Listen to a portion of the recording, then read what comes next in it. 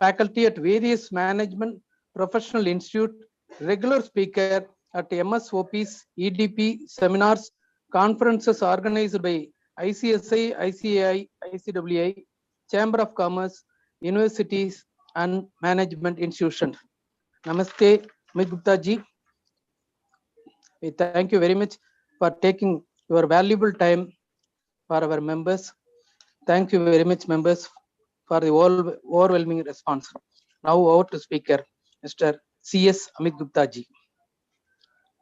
Thank you, Mr. Sridhar, for giving such a detailed introduction.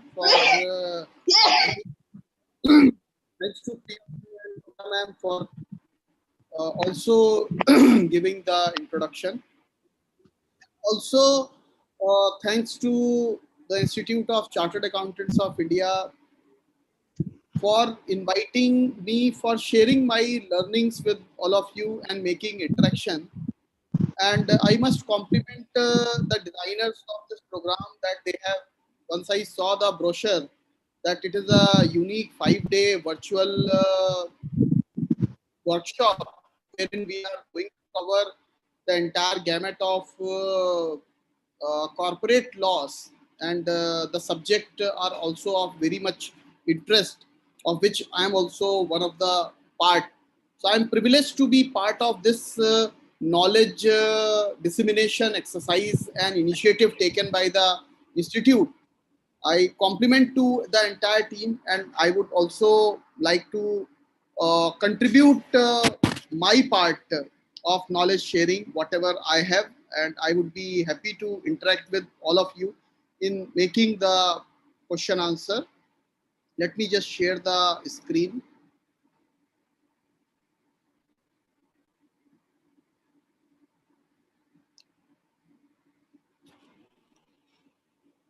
So I'll come straight to, because this subject is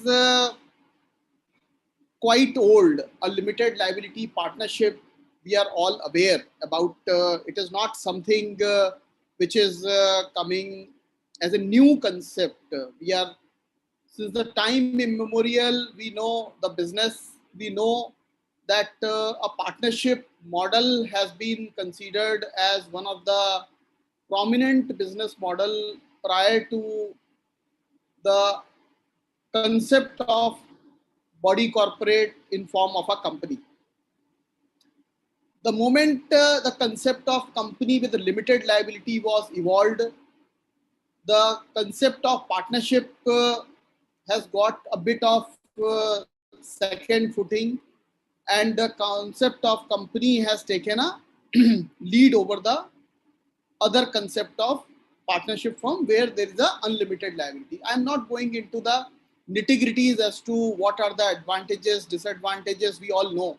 We know that a limited liability partnership is a hybrid of a partnership firm as well as a company. Why this vehicle was coined is very interesting, because though India liberalized its policies somewhere way back in 1991 by way of economic reforms, and majority of the things were opened up, and the licensing was decentralized, and no more licensing was there. But still, when India was trying to attract global economies to come and invest and do business in India, they were finding it a little difficult, because when foreign entities were trying to enter into India, there were many challenges, including, I'm not going into all challenges, but one of the challenge was a vehicle that was used for doing the business. As you know, in company form, yes, there is a lot of regulation, there is a lot of possibility of putting checks and balances and limiting your liability, but a partnership model does not allow a foreign direct investment. And the word over the concept of limited liability partnership was evolved by that time. So India also in 2008 decided to launch the concept of hybrid model of partnership as well as company, taking the best part of best part of partnership and the best of the company. They created a hybrid model. So whatever negatives were there for the partnership firm and whatever negatives were there for the company, they were taken away, and a hybrid model called a limited liability partnership was created. As you know, it is a body corporate which is formed and incorporated under the Limited Liability Partnership Act. It is a separate legal entity, distinct from its partner. It has got a perpetual succession. It is having the existence, its rights, liabilities of LLP are not affected by changes in the partner. So maybe today we are incorporating a LLP with A and B as a partner. Tomorrow A and B are not there. There are C and D, but still the right liability of LLP as well as their partners will remain intact. The best part is that the provisions of Indian Partnership Act 1932 does not apply to a limited liability partnership model. Now, when I say a liability of a limited liability partnership would be limited, as in the case of a company with a limited liability, that is the best advantage, that unless there is a requirement to lift a corporate wheel, the wheel would not be lifted and the separate legal entity status would be regarded by the regulatory authorities and the judiciaries. That is a concept. Same concept has been applied to a limited liability partnership also. Your liability is limited to the extent of commitment that you have made for contributing towards the capital. Once you have paid towards that, your liability is nil. However, this rule has got one exception, and that exception is a rule of fraud. Because fraud vitiates everything. Once you commit any fraud, then your liability can't be limited. Then your liability becomes unlimited. So any act which is carried out by a limited liability partnership or any partner to defraud its creditor or any other person, or the business is carried out for the fraudulent purpose, the liability of limited liability partnership and the partners who have acted with intent to defraud the creditor and for the fraudulent purpose would be unlimited. And the partners may be held liable for the loss that the other party has committed. But that is again the concept of lifting of a passing wheel. So unless and until the court feels that this wheel is required to be lifted, the liability would be limited.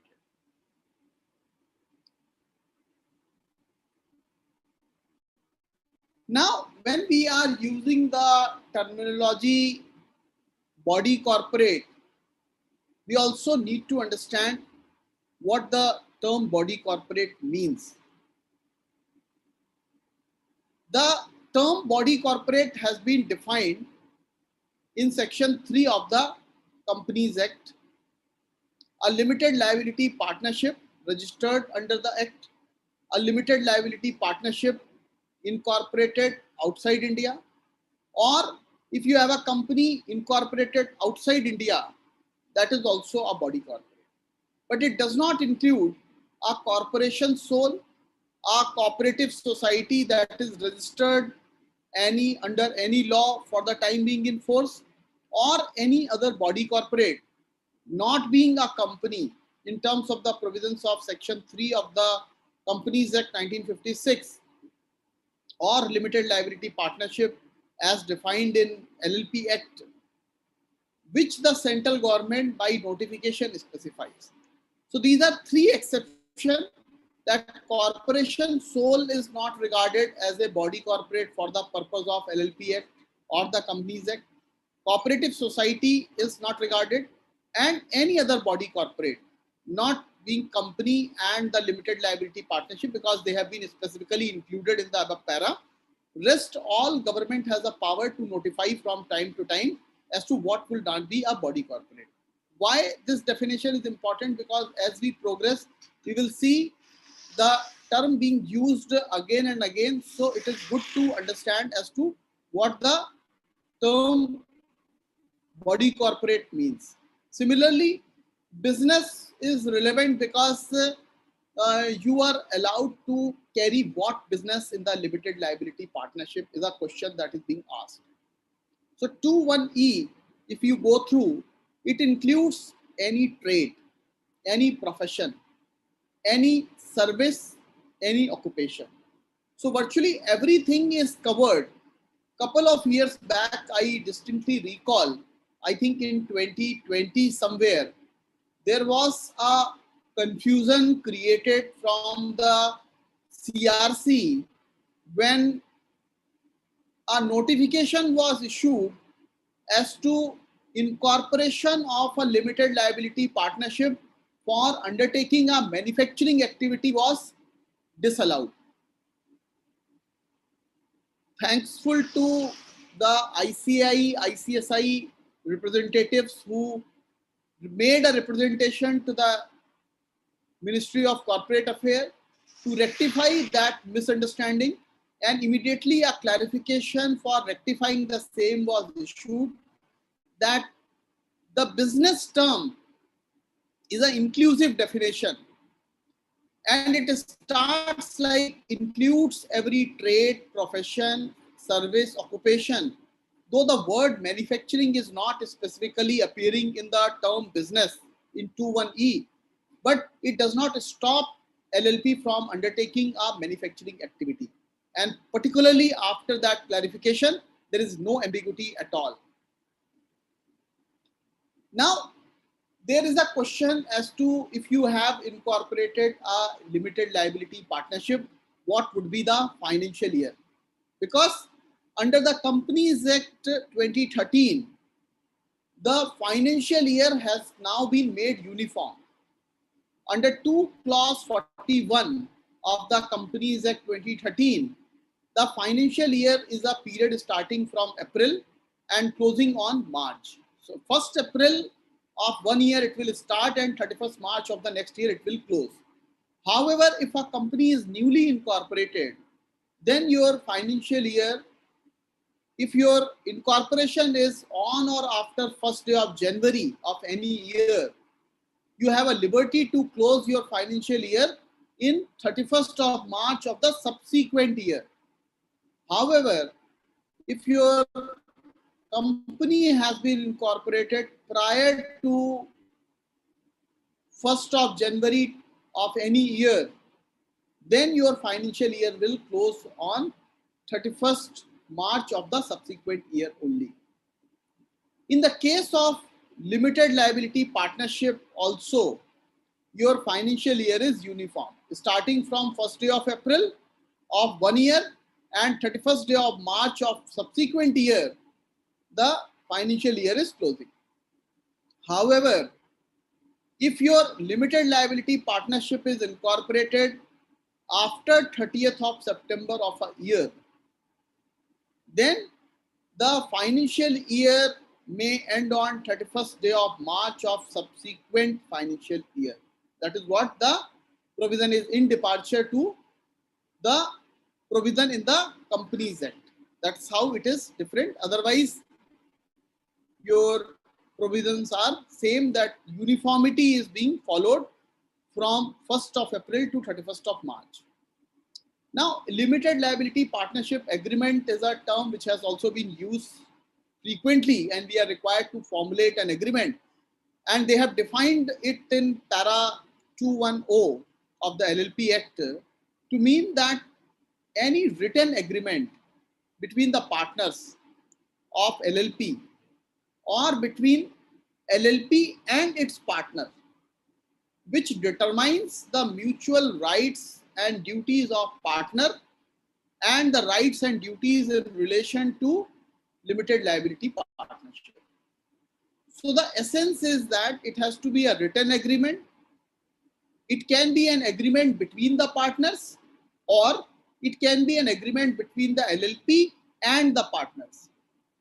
However, important thing is that it should determine the rights and duties of partners mutually, and also the rights and duties in relation to our LLP. These two components are essential. As we progress, we will see what are the contents also. So in general, if we talk about, there are minimum 2 partners to form a partnership. So in case of a limited liability partnership also, there are minimum 2 partners. Who can be a partner? Any person who is capable of doing a contract. Who is capable of doing a contract is defined in the Indian Contract Act. The person who has attained the majority, who is a person of sane mind, who is not minor. Now, whether he has to be a natural person or an artificial person, there is no ambiguity. Even a person who is artificial person can also be a partner. So individual, body corporate can be a partner in the limited liability partnership. There is no restriction as such. Can a partnership firm be a partner in the limited liability partnership firm? Answer is no, because limited liability, a partnership firm is not capable of entering into a contract. So even a partnership firm cannot be a partner in a partnership firm itself. So you can very well correlate then the question as to whether a partnership firm can be made a member of partner of a limited liability partnership does not arise. That cannot be a member. Now, whether a body corporate can be a designated partner, as far as the restriction on partner is concerned, a body corporate can be a partner. But when it comes to a designated partner, there is a restriction that body corporate cannot be a designated. He has to be a natural person. Now, what is this concept of designated partner? Let me give you a background, because a limited liability partnership is a entity which is a body corporate. It acts through its partner only. Now, there can be cases where there are 100 partners. In case of default, which partner will be held responsible is a question. Who will be responsible for doing all statutory compliances?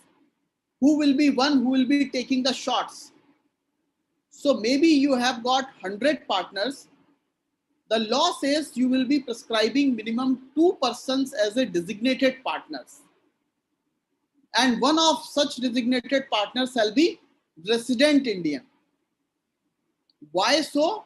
Because it should not happen that you have created a body corporate or a structure wherein all persons are outside India, and if tomorrow some fraud happens, there is nobody who can be caught. So at least there has to be one resident Indian. Designated partner has to be one at least who shall be a resident in India. Now recently our definition of a resident has also undergone change. Earlier the requirement was that you should be a person residing in India for minimum 182 days in the previous year. In the Companies Act, this concept was changed way back. Instead of previous history, the concept of prospective stay was mandated to enable ease of doing business, because a lot of representations were made from a body corporate, chamber of commerce, as to there are many people from foreign countries who are traveling to India to form a company, to form a LLP. But they are not able to do so because if they are coming to India, they could not qualify the test of 182 days of a resident Indian. Because in previous years, so they have to stay mandatorily 182 days then they become eligible for formation of a company or LLP. So company rules were modified some time back. Recently, LLP law also has been amended, and now they says that instead of 182 days, you are required to have the test of 120 days, and that will also be a requirement from the date of incorporation. Prospective requirement that you should stay for 120 days. This is towards the ease of doing business initiative only. So similar to a concept of officer in default in the Companies Act. We know what is the concept of officer in default. Officer in default is a concept that if you have a company wherein you have a whole-time director, then whole-time director will be considered as officer in default. The persons who are non-executive director, they are not considered as officer in default. What does that mean? So if let's say you have committed a default of non-filing of a balance sheet, who will be held liable? The law says the person who is officer in default, he will be liable with so and so punishment, in addition to the punishment what is liable to, what is liable to a limited liability partnership or to a company. Why this concept? Because there may be, let's say, 10 people. Out of 10, all 10 cannot be responsible for doing a day-to-day management. So the law in Companies Act says that we have designated certain peoples as an officer in default. So if there are whole-time director will be considered as officer in default, and they only will be held liable, and whenever any offense is committed, only they will be levied with the penalty. Similarly, if there are key managerial personnel like a company secretary, a CFO, or a managing director, and or a CEO or a whole-time director, he will be considered. And if we don't have any category of whole-time director or a key managerial personnel, in that case, the non-executive director will also be held liable.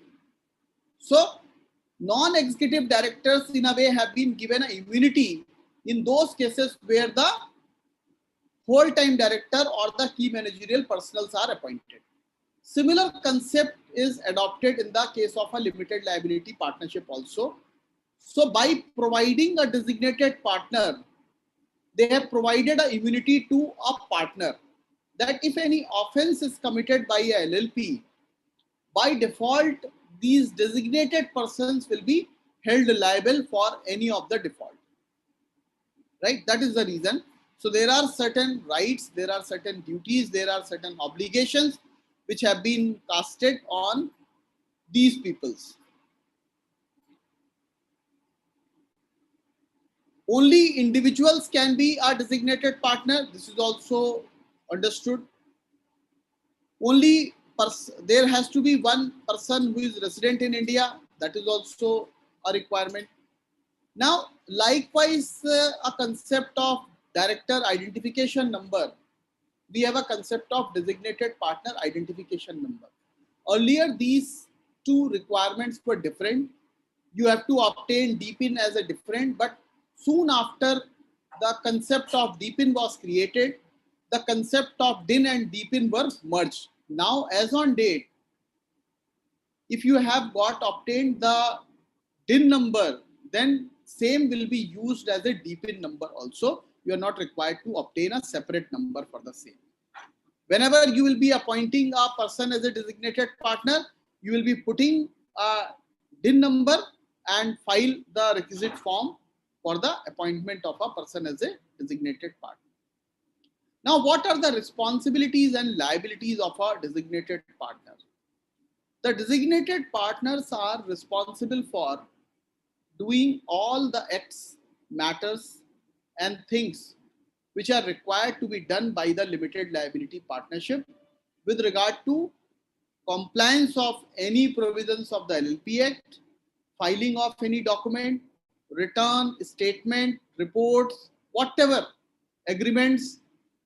So they will be doing the executive function, what the managing director or whole-time director does in the case of a company, that would be done by the designated partners in case of a limited liability partnership. and they would be one who would be liable for the penalties which are imposed on limited liability partnership for any contravention of the provisions of the LLP Act. There are certain disqualifications also of a designated partner. If he has been adjudged as insolvent in the preceding 5 years, he is disqualified. If he has suspended the payment to any of his creditor and he has not made any composition with them within the preceding 5 years, then he is disqualified. If a person has been convicted by court of an offense involving moral turpitude or has been sentenced to imprisonment not less than 6 months, then he will be disqualified from being a designated partner. Or if he has been convicted for an offense under section 30 of the LLP Act, then also he will be disqualified. Very recently, starting from April 1, 2022, the LLP Act has been amended. And these disqualifications have been enhanced. If you recall, under the provisions of section 164, 1 and 2, there are many other disqualifications also. So now these disqualifications under section 164, 1 and 2, prominent one is that with regard to non-filing of balance sheet or annual return for the 3 consecutive years.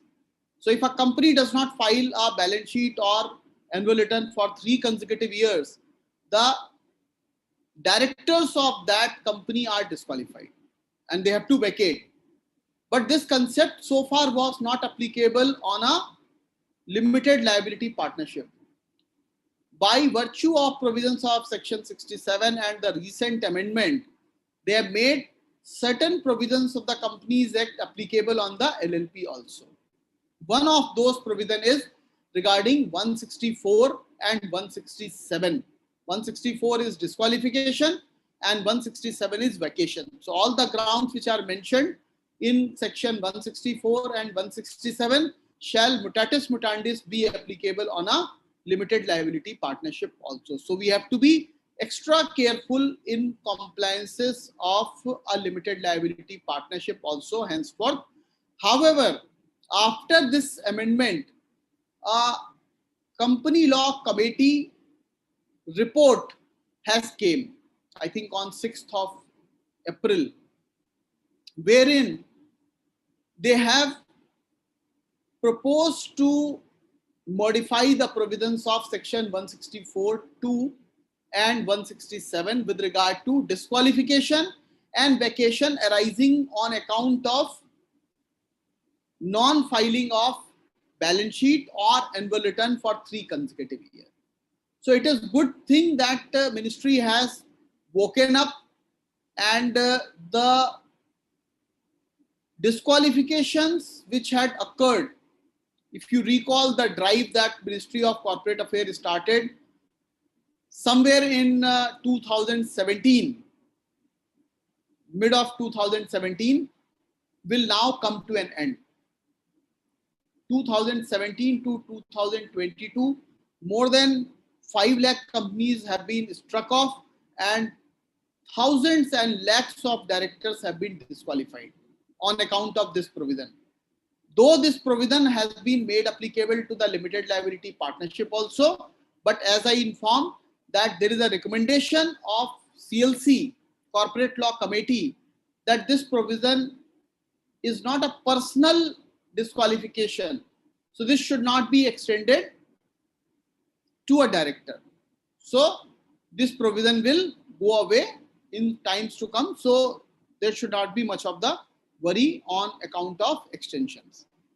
Whenever there are changes in the designated partner, if there are any vacancies, the vacancy can be filled within 30 days. So LLP has to make the appointment of a designated partner within 30 days of a vacancy. And if no designated partner is appointed, and if there is only one designated partner, all the partners shall become deemed designated partner. This is a fait accompli situation where you were having only two peoples as a partner and one of the partner has vacated the office. If you don't appoint a person within 30 days of the vacancy, the other partner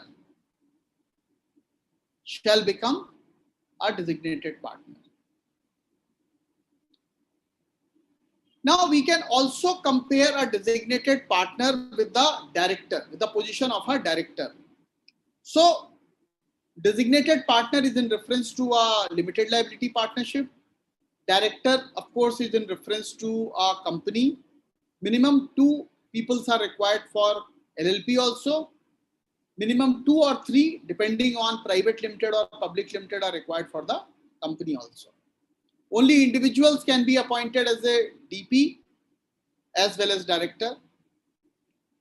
At least one of the DP has to be Indian resident, and at least one of the director is also required to be Indian resident. Now, the condition of residency has also been aligned.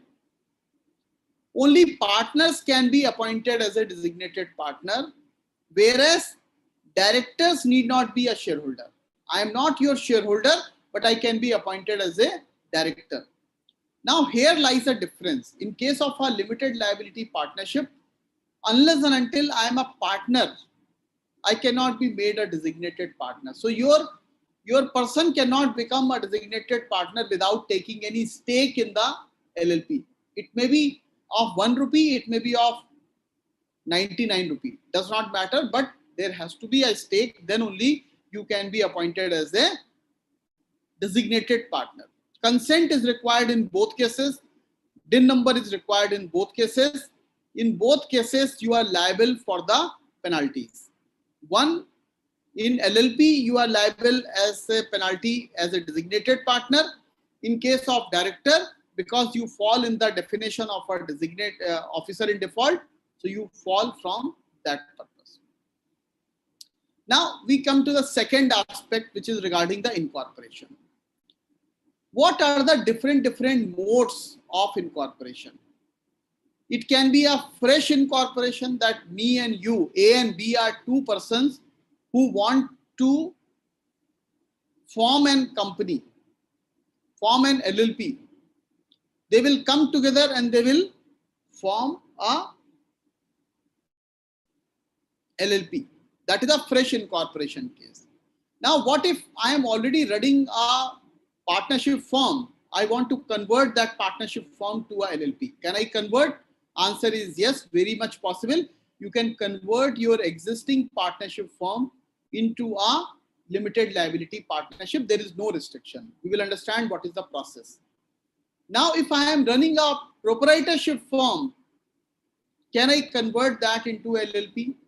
Answer is that yes, you have to convert that proprietorship firm into a LLP in a partnership firm first, and then that partnership firm can be converted to a LLP. Now, if I am running a company and I don't want the hassles of company to be there anymore, so I will convert that company into a LLP. One more option we will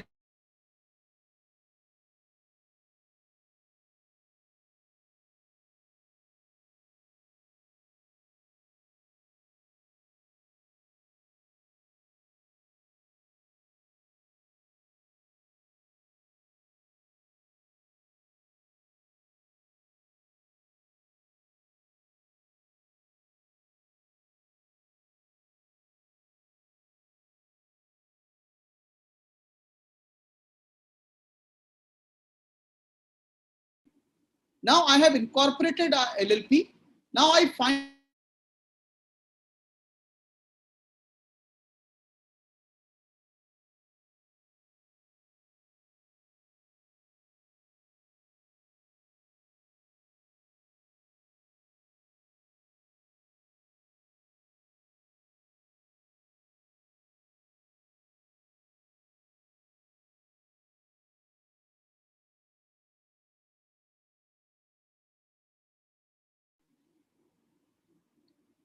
Sorry, I think I got disconnected.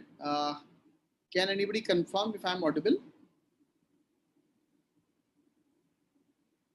Yes, sir. Now only it's audible, sir. All right. Thank you. So we were discussing about the second step, that is the incorporation. What are the documents involved in the incorporation? What is the process? Process is very simple. Process is that you have to have the name of LLP, and name of LLP will end with limited liability partnership or LLP as an acronym. What is the proposed business of the LLP? As we discussed, business is inclusive definition. You can do any sort of trade. You can do manufacturing. Any sort of service can be incorporated in a business objects of a limited liability partnership. There has to be a registered office address. You have to provide the name and address of partners. You have to provide the name and address of designated partner. And there are certain other informations which are desired by the registrar. What is the effect of registration? Effect of registration is that the limited liability partnership becomes a body corporate, separate legal entity with perpetual succession, and can sue and be sued in its own name.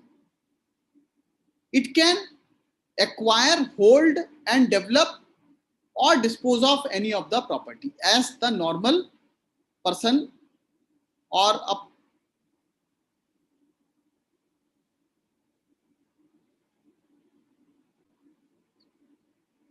yeah.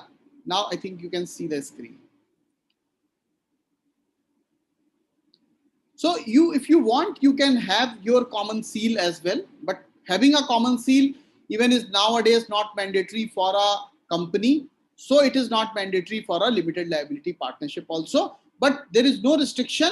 If a limited liability partnership wants to have a common seal, you can have a common seal for affixation on certain prescribed document. On what document you will prescribe a common seal is your LLP agreement. And believe me, the LLP agreement is the most powerful document. I'll say it is yet unexplored option. There can be lot of permutation, combination, there can be lot of planning, there can be lot of strategy, there can be lot of restructuring which is possible through the LLP agreement. That once we come to that particular segment, we will discuss as to what manner we can design and draft the limited liability partnership agreement. So a limited liability partnership can do and such other act and things as the body corporate is allowed to do. Now, one question which keeps on hammering to the professionals: what about the pre-incorporation contracts? Prior to incorporation, we entered into certain sort of arrangement with my partner. After registration, how to make it binding on all? How to make it binding on a limited liability partnership? So if we want that pre-registration contracts are binding on all partners, they have to be consented, they have to be ratified, and if possible, you make such contracts also a part of your limited liability agreement. By agreement, you are incorporating those contracts binding on the LLP and the LLP partner. So it is very well possible that you can do a prior planning, enter into certain type of contract, and get those contracts ratified after incorporation, and those will be as binding as the other contracts are. Now, who can be a partner of a limited liability partnership? One thing is very clear: the eligibility of a partner comes from section 22. Either by subscription to incorporation document, you can become a partner. Like when we go and form a company, or when we go and form a limited liability partnership, we create a partner. Or Later on, let's say we have incorporated a LLP with A and B. Tomorrow C and D wants to join as a partner. Can they join? Answer is yes. They will just require an amendment in the LLP agreement. 2 more partners will be added. Now, what is the relationship between the partners? Section 23 deals with that, and it says that rights and duties of partner with other partner and with LLP. So partner rights and duties with regard to the other partner, and partners rights and duties with regard to LLP are governed by the LLP agreement. Whatever you write in your LLP agreement will follow that only.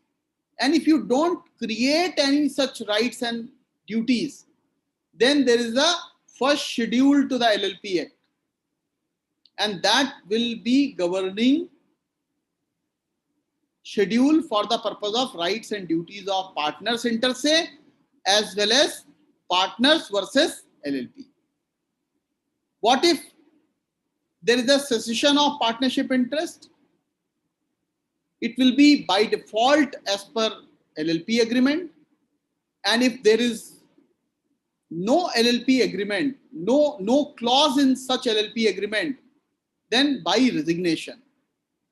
Or in cases of death, dissolution, or if person is of unsound mind or insolvent declared by the court, then also the partnership interest can cease.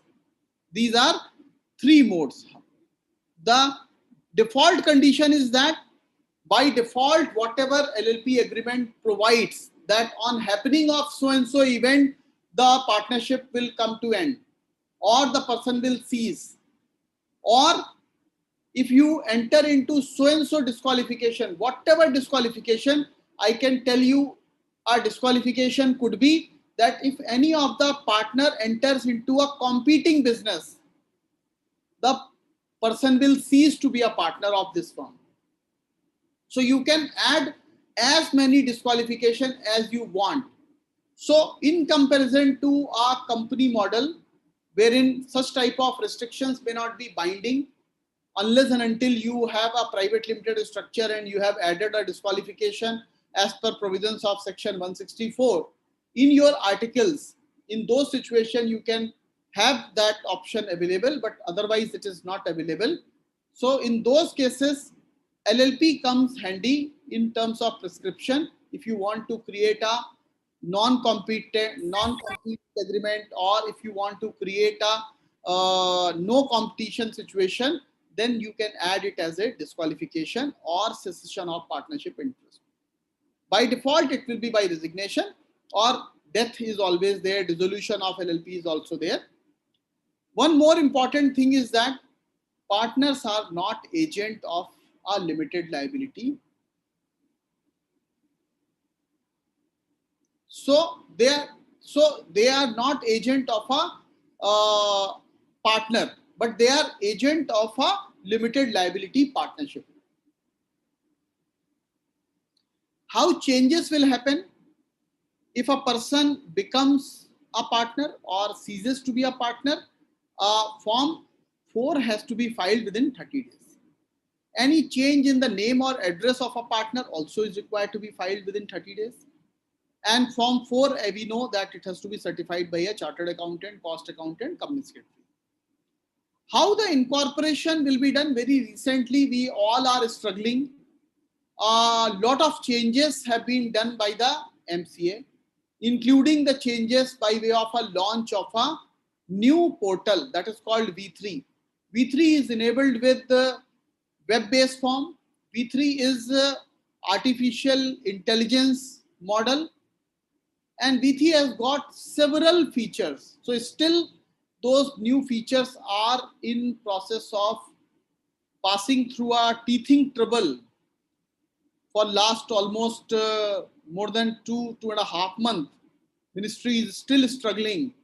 I'm sure you must be having n number of questions on that, but we are here not today too, because if we start discussing on the problems what we are encountering on the LLP filings, maybe your LLP form 8 or 11, or your forms with regard to incorporation of LLP, or your user registration or digital signature registration, login update from V2 version to V3 version. These are all questions answered in the MCA FAQ, which is available on MCA V3 portal. So you can go through. Still, if there is any question, I would be happy to discuss these all questions in detail in person. But I would not like to take those questions in this forum because we have a limited 1.5 hours of time. We want to cover as many conceptual issues with regard to LLP are concerned, but I would take separately if required. So now conceptual change is what? Earlier also there was a Philip form wherein everything was integrated. Some time back, company incorporation was shifted to a web-based form. Now, LLP incorporation has also been shifted to a web-based form. What is required to be done is, first prerequisite is that you have to have a business user login ID. So you have to upgrade your login to V3 and then go and log in on the MCA portal. Go on the incorporation tab, select LLP incorporation. It will ask you to fill all the parameters on the website itself. You just keep on filling the form as you have been doing for a company incorporation. In a similar manner, you have to fill the form, or what you have been doing for the Philip form, you are filling in a downloaded PDF version. Now you have to fill it in the PDF form on the web form itself. After your form filling is completed and the attachments are added on the uploaded on the website will allow you to generate the PDF after doing a pre-scrutiny. If there is any error, the system will throw the error and you will be asked to rectify those mistakes. After rectification, the form would be successfully downloaded. You affix your digital signature and you go to the login section again, and in a particular order, you upload that form. The Philip form along with form 9, which is regarding the consent and the other things. So simply, you will be doing the name reservation. Then you will be filling the web form Philip along with web form 9. However, if you are proposing to apply for a DIN number also of a persons who are proposed to be registered as a director designated partner and they don't have a DIN, you'll be making an application. So in that case, PDF would be attached of web form 9 instead of filling the web form 9. If you have the DIN number, then web form 9 would be enabled and you will be asked to fill web form 9 on the online itself. Otherwise, you will be asked to attach the PDF version of that. Certificate of incorporation would be generated in form 16. And after that, don't forget this step, that is within 60 days, within 30 days, you are required to file a form 3. Form 3 is nothing but a LLP agreement. LLP agreement you would be executing separately. The terms and conditions of LLP agreement are required to be filled in web form 3 and the deed is also required to be attached. Deed has to be appropriately stamped. Stamp duty has to be paid. Stamp duty is a state subject. So depending on which state you are belonging, you have to see you have paid the appropriate amount of stamp duty. Otherwise, your form 3 would be rejected. What are the modes of contribution? You can bring the contribution in form of a cash. You can bring contribution in form of assets, maybe immovable property, maybe other than immovable property, tangible, intangible, whatever way you want, you can do. If you are bringing tangible, intangible assets, or you are bringing the consideration other than cash, then you have to undertake a valuation by the registered valuer. Otherwise, valuation is not required. Maybe you are doing a contribution by way of a contract of service. So that also is required to be incorporated, and assessment of value or the quantum of that contract has to be evaluated. Based on that, you will be doing. Now, there are certain routine compliances which are required to be done by the limited liability partnership. The limited liability partnership is a very lean and thin model where up till now, so there were many provisions not applicable as are applicable for a company. So it is in comparison to a company, a very less costly structure where fees is also comparatively less, and the compliances are also comparatively less. One annual return is required to be filed within 60 days from the close of the respective financial year. So by 30th of May, you are required to file an annual return in Form 11. And this annual return contains the summary of partners of LLP. If there is any change in the management of LLP, you have to specify the changes. So these are the two primary information which are contained in the LLP Form 11. This form is required to be pre-certified if your turnover crosses 5 CR or your capital contribution from partner exceed 50 lakh. Another form which is required to be submitted is Form 8.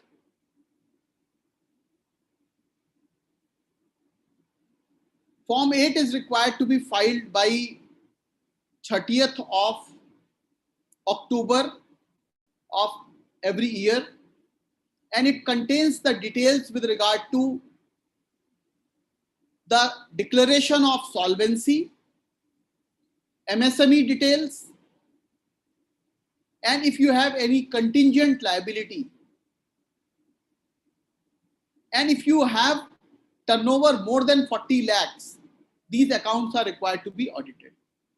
And mind you, starting from April 1, 2022, the provisions of accounting standards may also be notified by the Ministry of Corporate Affairs for being made applicable to the limited liability partnership also. Now, there are further compliances which are event-based. If there is any vacancy in designated partner, Form 4 is required to be filed within 30 days. If there is change in DDP, again you have to file Form 4. If there is a change in name of LLP, or if you want to make a change in the name of LLP, you will file the name reservation application. You will be filing Form 5. Fresh COI will be issued, and you will then prepare supplementary agreement to the LLP deed, and you will file Form 3.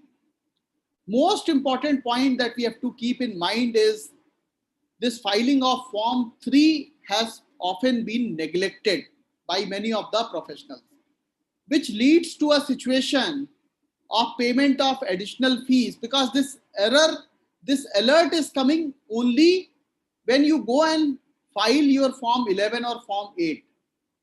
While filing of Form 11 or Form 8, the error is flashed that first file your LLP 3 form regarding the agreement. Then only you will be allowed to file this particular form of annual return. So that care has to be done so that you don't miss out anything, and you are not subjected to any penal consequences or the additional fees consequences. Similarly, if you want to change your registered office, so now registered office can be changed in 3 manners. One, it can be within the same state, but your ROC is also same. The second situation can be, it can be within the same state, but your ROCs are different. In the same ROC, there are many states where the more than one ROCs are functioning. So if ROC is different, then what is to be done? And third situation is that if you are changing the registered office where the state is different. So we'll deal with all the 3 situations. Process is very simple. by default, you have to follow the process what is mentioned in the LLP agreement. So LLP agreement becomes your very important document. While you draft that agreement, all these things are to be taken care to avoid the hassles and the problems that may arise later on. Consent of all partners would be otherwise be required. So if your LLP agreement says that the designated partners with majority votes can shift the registered office from one place to other, you can do so. But if your agreement is silent, you will require the consent of all partners.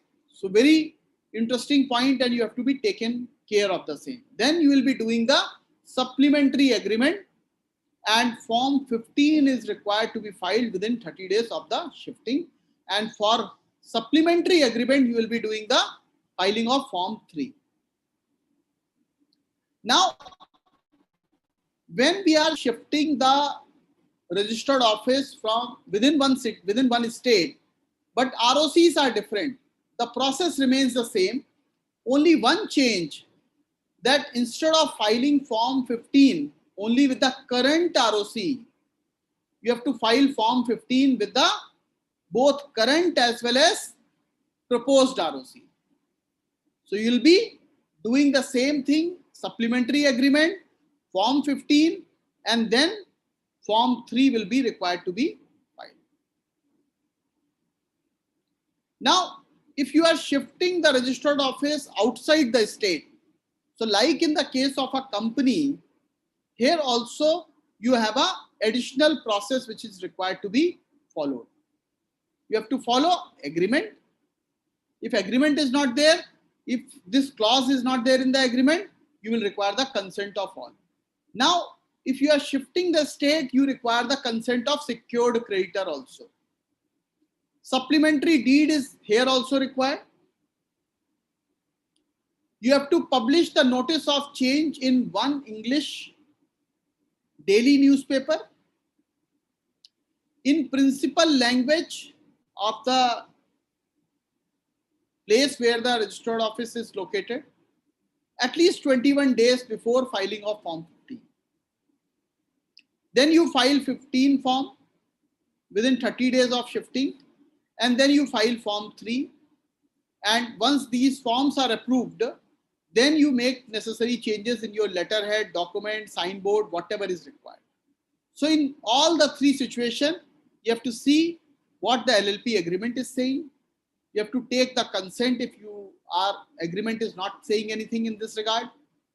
If you are shifting from the one state to other state, obtain secured creditor consent, publish a general public notice, submit the notice to the concerned officer, file form 15, file form 3, and then obtain the necessary registration. And then after, you carry out the necessary changes. Now we come to LLP agreement. LLP agreement is required to be filed within 30 days of the incorporation of a LLP agreement, of the incorporation of a LLP. Alteration, whenever you are doing, you have to file the alteration also within 30 days. LLP agreement is required to be filed in the form 3. Now, while I was saying that LLP agreement is a master stroke and you can play around a lot of things because it's a contractual document between you and your partner, between partners and the limited liability partnership. So, lot of things which are not mandated by the LLP Act to be requiring consent of all partners or requiring the modification in the LLP agreement can be undertaken swiftly by consent of designated partners with sufficient majority. So a good model can be, we can create a committee of a designated partner who can decide majority of the matters of LLP.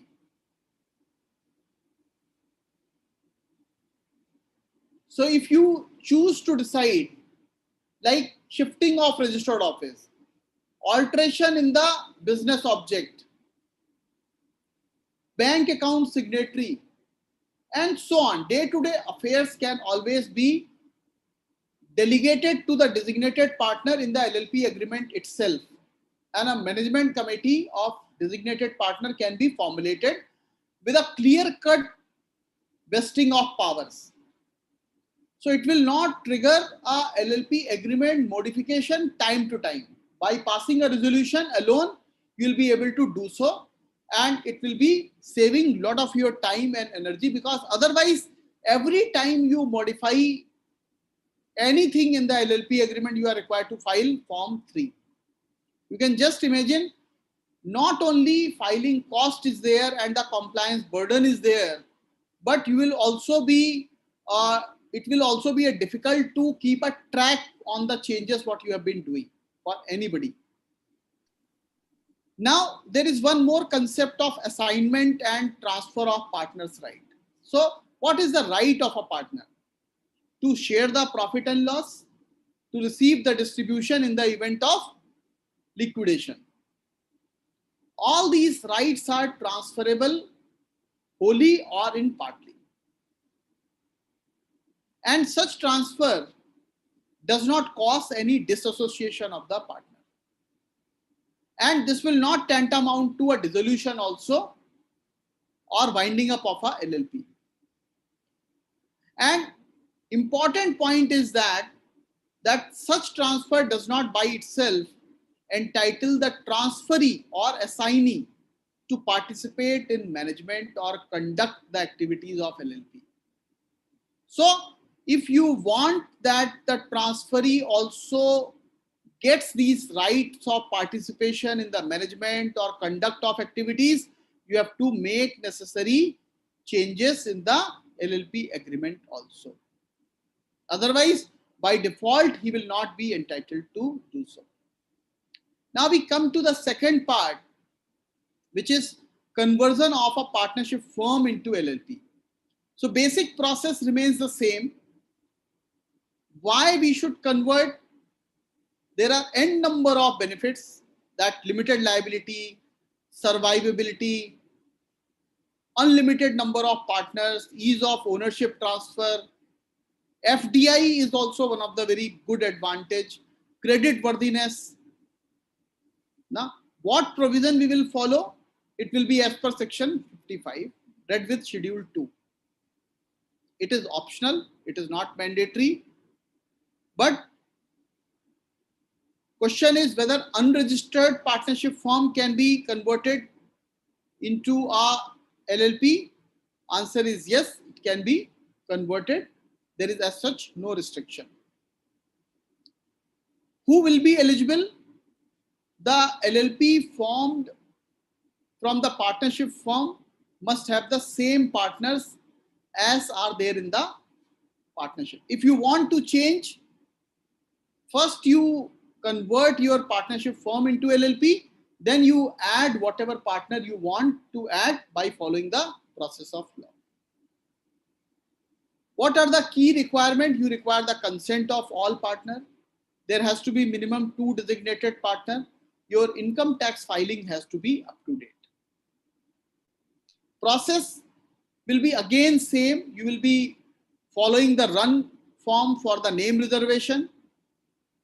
Incorporation form Philip web form 9 will be followed. Only one additional form is there, that is LLP form 17 for conversion of partnership firm into LLP. Registrar will issue the certificate in form 16, and within 30 days you will be filing form 3 for the LLP agreement.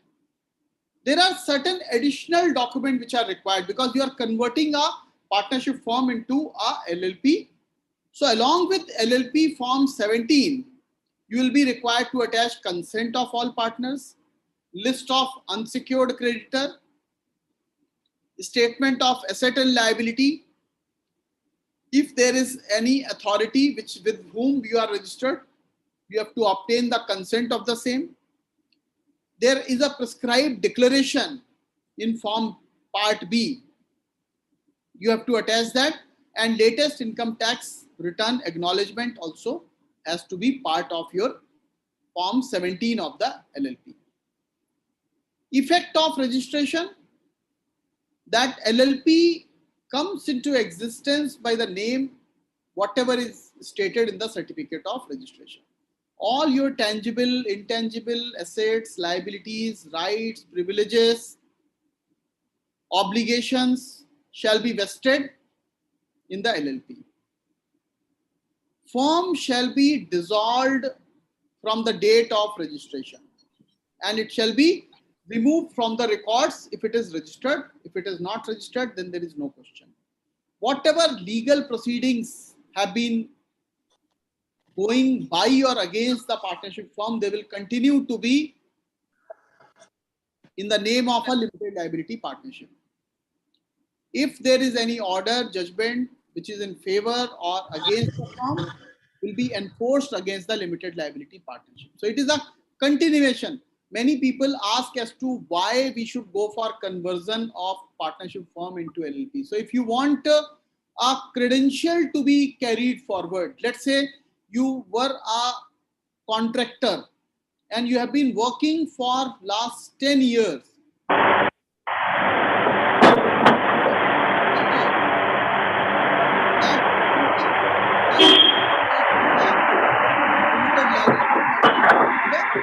So on day one, your LLP will be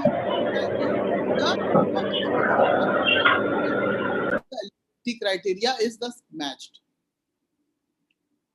Now, partners will be liable for the liabilities and the obligation of the firm which are prior to conversion. So each and every partner of a firm that has got converted into a LLP shall be personally liable, jointly and severally, for all liabilities and obligation of the firm which had incurred prior to conversion. Post conversion, we know liability is limited.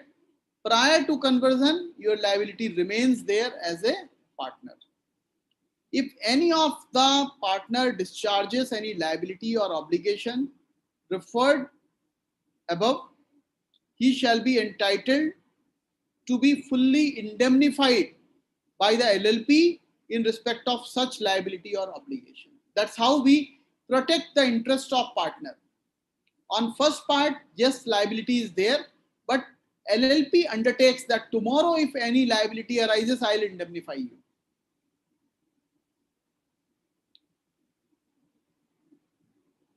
Now, once it is converted, the notice of conversion in the official correspondence shall continue to be mentioned for the period of 12 months, commencing not later than 14 days after the issue of certificate of registration. And a statement would be saying that formerly -- firm registered under Indian Partnership Act 1932 with registration number so and so and duly converted into LLP under the second schedule of LLP Act 2008 with effect from so and so. That's how the title would be looking like. Now we see another dimension, that is conversion of a private limited company to LLP. Who is entitled? Every member of a company must agree with regard to the decision of conversion. All the members become partner of LLP.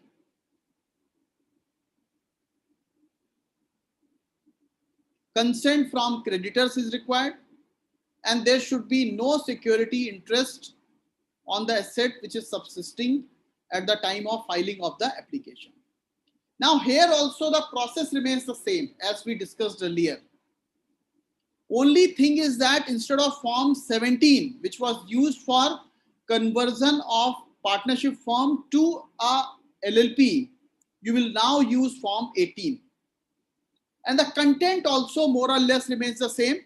Instead of partnership firm, here you require the consent of all the shareholders. You require the unsecured creditor details and their consent. You require the statement of asset and liability which is certified by a chartered accountant. You require the NOC from any regulatory authority, that is the registrar of companies. you will make a declaration in part B of the form 18. It is mistake. And then you also require the acknowledgement of the income tax department. Your certificate of incorporation will be generated in form 16, and in 30 days of time you will be filing LLP agreement. Effect of registration, again it is same, that the LLP shall come into existence the moment it is issued a certificate of registration. All assets, liabilities, right, privileges shall be transferred and vest in the name of LLP. Company shall be deemed to be dissolved and will be removed from the name of the ROC. All proceedings which were continued in the name of company will continue in the name of LLP. Any order which can be enforced against the company can be enforced against the LLP. All contracts which were binding on the company will continue to be binding on the LLP. Similarly, a notice of conversion up to the period of 12 months will continue to be given. In the same manner, formally dash dash dash private limited company registered under the Companies Act so and so with SIN number so and duly converted into LLP under third schedule of LLP Act 2008 with effect from so and so. That is the caption that we will mention along with the name. Now we come to the last part, that is the conversion of a LLP to a private limited company. You have to ensure that the secured creditors have consented to or have given no objection for the conversion. You have to pass a resolution for conversion. You have to publish the advertisement in the newspaper. Prescribed form is URC2. You have to give a newspaper advertisement at least 21 days prior. You need to file that advertisement to the registrar. There are long list of documents which is required. So you have to provide the list of partners, their name, address, occupation, details of shares which are allotted, list of members of a new company, LLP agreement, supplementary deed, copy of registration which is certified by 2 designated partners, NOC from the registrar of LLP, declaration of the prospective directors regarding the contents of document, consent for directorship, declaration from first director, NOC, consent from the secured creditor, then statement of asset and liability of a firm which is certified from a practicing chartered accountant which is not older than 30 days from the date of filing of, now it is 15 days from the date of filing of URC1. Income tax return of a LLP, proof of sending of advertisement to the registrar, undertaking by the proposed director regarding the compliance of the Stamp Act provision, statement of proceedings which are by or against the LLP, affidavit with regard to that registration, intimation shall be given within 15 days to the registrar of LLP. Newspaper advertisement along with the acknowledgement will be served to the registrar of companies and the other concerned authorities. Certificate from the practicing company secretary regarding the stamp duty payment has been done in a proper manner.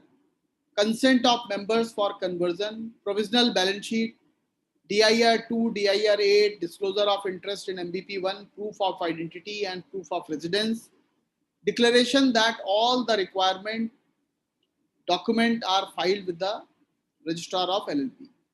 First director also need to give a declaration regarding the acceptance of deposits. Now process is simple. You have to file SPICE Part A. Under the name reservation tab, you will go type of company. It will be asking you to select Part 1 LLP2 company. Then you select new company others.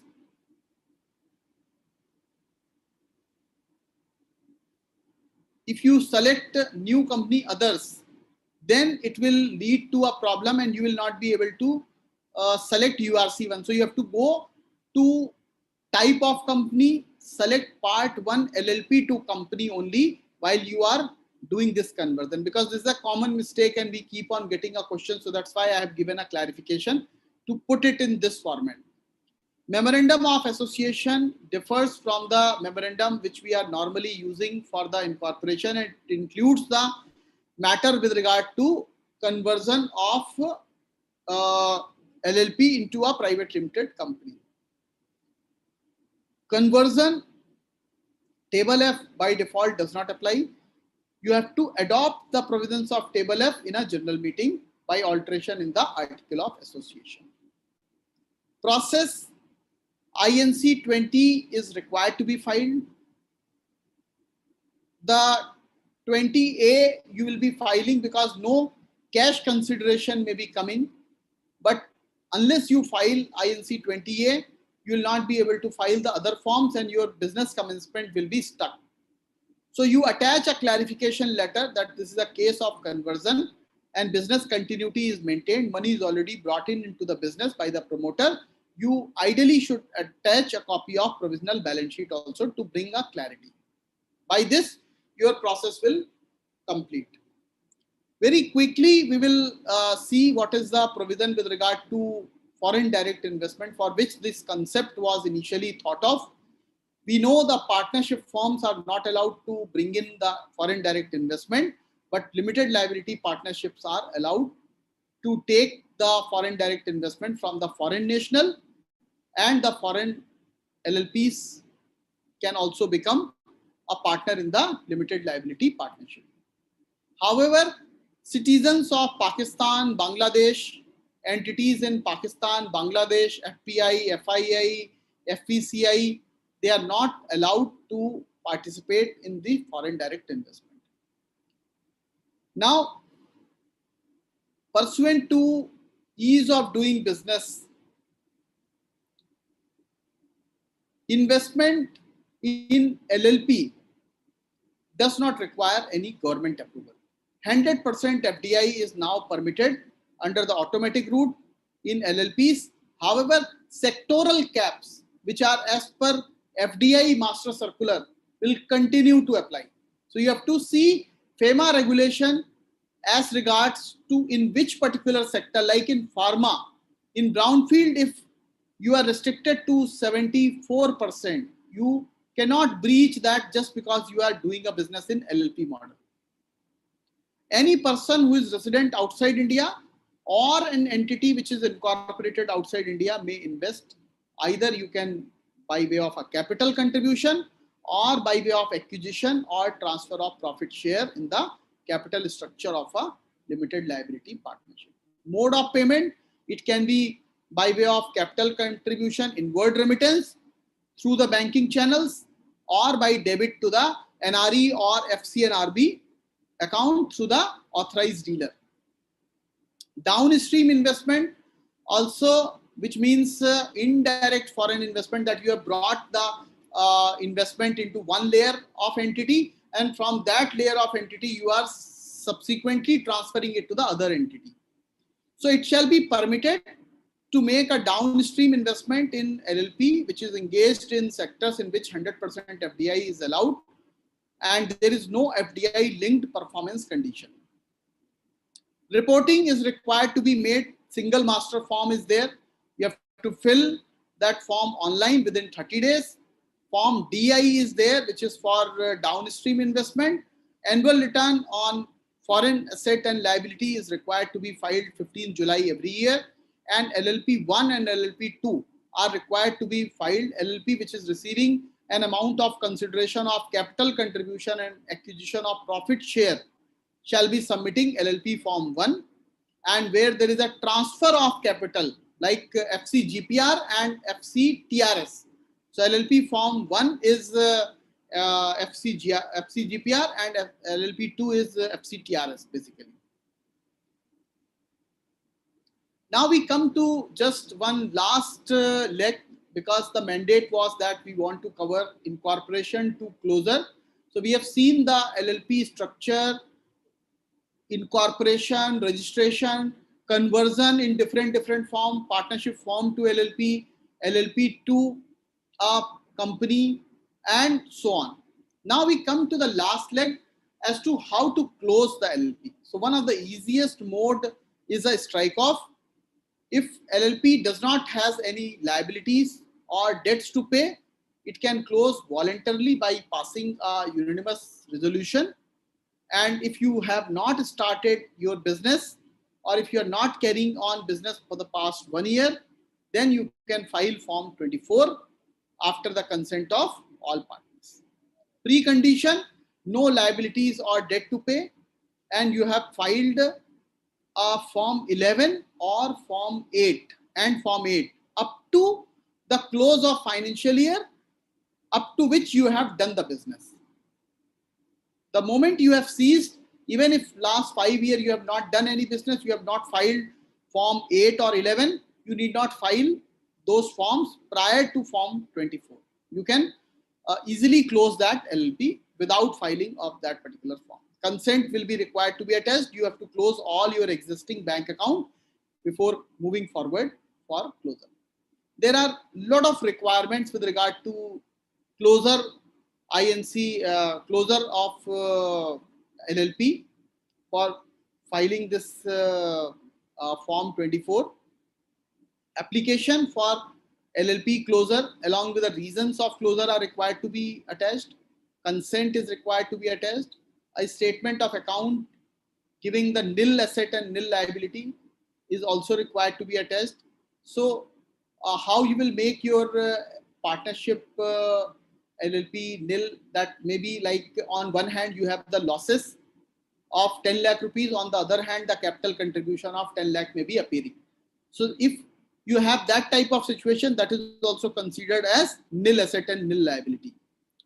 Affidavit is required to be given by the designated partner. Indemnity bond, the format which is similar to strike off provision under 248 of the Companies Act, more or less same provision. Acknowledgement of latest income tax return, and copy of the initial LLP agreement. If you have not filed, or along with the changes, whatever you have done, that is also required to be submitted. The process is simple. The content will be processed by the registrar. He will put this application on the website, inviting the objections, and after expiry of 1 month, the notification will be sent to the official gazette for the publication, and the LLP will stand dissolved. There are two other modes by which the LLP can be closed. These are liquidation. One is compulsory liquidation under section 33 of the Insolvency and Bankruptcy Code, and the other one is 59 of the Insolvency and Bankruptcy Code with regard to the voluntary liquidation. I'll not go much into detail, but let me tell you the situations in which the LLP can be liquidated by order of the NCLT. So adjudicating authority does not receive any resolution plan while your LLP was in CIRP. So before CIRP or before your fast track insolvency resolution process period is over, adjudicating authority has not received the resolution plan, they can pass a order of liquidation. Or where the adjudicating authority has received the plan but they have rejected because of non-compliances. Or during the CIRP process, the committee of creditor has decided to liquidate with a 66% majority vote. Even then, you need not wait for the entire period of 180 days plus 90 days. You can straightforward go for liquidation of that entity. Or where corporate debtor violates to the terms of the resolution plan. After resolution plan was implemented, but there are violations, so in that case also, the liquidation order can be passed. Now, voluntary liquidation is a situation where you don't want to strike off a LLP, you want a permanent burial of LLP. That is a voluntary liquidation, but your condition is that you should be solvent. Solvency means your assets position. You have enough backup of your assets to repay all your liabilities. If that is the case, then you are solvent, and you have to pass a resolution to the effect that you want to initiate the process of voluntary liquidation, and you are appointing a insolvency professional as a voluntary liquidator. After that, he will invite the claim by making a newspaper publication. He will verify the claim and prepare the list of creditors, claimants, and after realization of the proceeds, he will make the distribution of proceeds to all the stakeholders. And after distribution, he will submit a report to the adjudicating authority, and adjudicating authority thereafter will pass the order of dissolution. With the passage of order of dissolution, your LLP will stand dissolved. Very quickly, in last 2 minutes, we will just see what are the recent changes, which are, I will say practically, there are two types of changes. One change which are already implemented effective from 1st of April 2022. There are other set of changes for which the rules are in process of notification. They will come into force as and when the rules are notified. Like significant beneficial owner, the provisions of section 90 of the Companies Act have now been made applicable to the LLP also. So what will happen? Up till now, we were having a FATF compliance, that is Financial Action Task Force requirement with regard to identification of a ultimate beneficial owner, that will be applicable on a LLP also. And very logically also, it should have been done earlier also, but now they have done.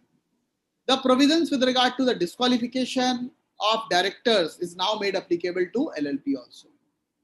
Vacation of office is also made applicable to the LLP also. Maximum number of directorship. So in section 165 of the Companies Act, it is stated you cannot be director in more than prescribed number of companies. So you cannot be a partner in more than prescribed number of LLPs. Provisions with regard to inspection and inquiry in section 206 and 207 have been made applicable to LLP to facilitate the inspection and inquiry proceeding. Now, because there is a strike-off provision, there may be situation that the ROC itself does the strike-off, and there is a requirement to have a provision with regard to 252(1), corresponding provision. So they have also been made applicable. All offences under the LLP Act have been made non-cognizable as per the provisions of section 439. So all offences under the Companies Act are also non-cognizable, means you cannot be arrested without an arrest warrant if you commit any offence. So this is non-serious offence basically, and majority of the offences have now been decriminalized. So whatever offences are there will be categorized into two parts. One which will be civil offence, one which will be criminal offence. The offence which are criminal will now go to special court for prosecution, and the offences which are civil in nature, the penalty provision will be there, and the penalty will be adjudicated by the respective registrar of company, as is done in case of companies. Like we have been seeing from past 4-5 years, the ROC is adjudicating. Like one very common offence is non-maintenance of the registered office. Section 12(3) prosecution is being done, and ROC is levying adjudicating the penalty of 10,000 rupees to 1 lakh depending on the period of offence. So that is another change. Then few more changes have also been incorporated. Likewise, the concept of a small company, the small LLP concept is there. Startup LLP is there. We discussed the concept of resident designated partner also. Accounting standards have been made applicable. One good thing is that compounding of offence provisions have now been made applicable to the LLP also. So if you commit any offence, but believe me, the compounding of offence provision is applicable only and only for the offences which are criminal. The offences which are now punishable with penalty cannot be compounded. For that, you have only option of adjudication. And in case of adjudication, the difficulty is that where the fixed amount of penalty is prescribed, then ROC is duty bound to levy that amount of penalty. So you may be subjected to a higher cash outflow in case of a default than what we were seeing earlier.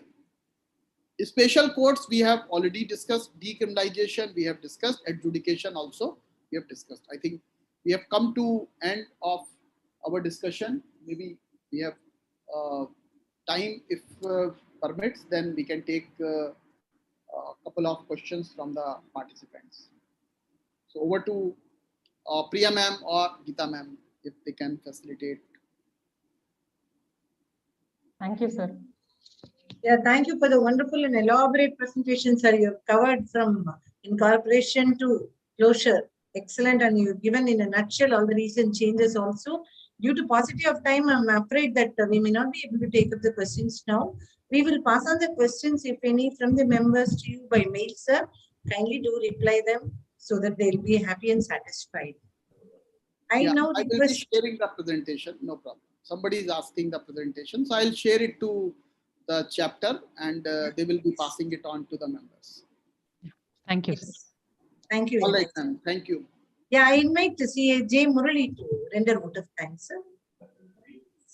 I want to thank the Chengalpattu Kanjipuram branch for giving me the vote of thanks, and I want to congratulate our CS Amit Gupta.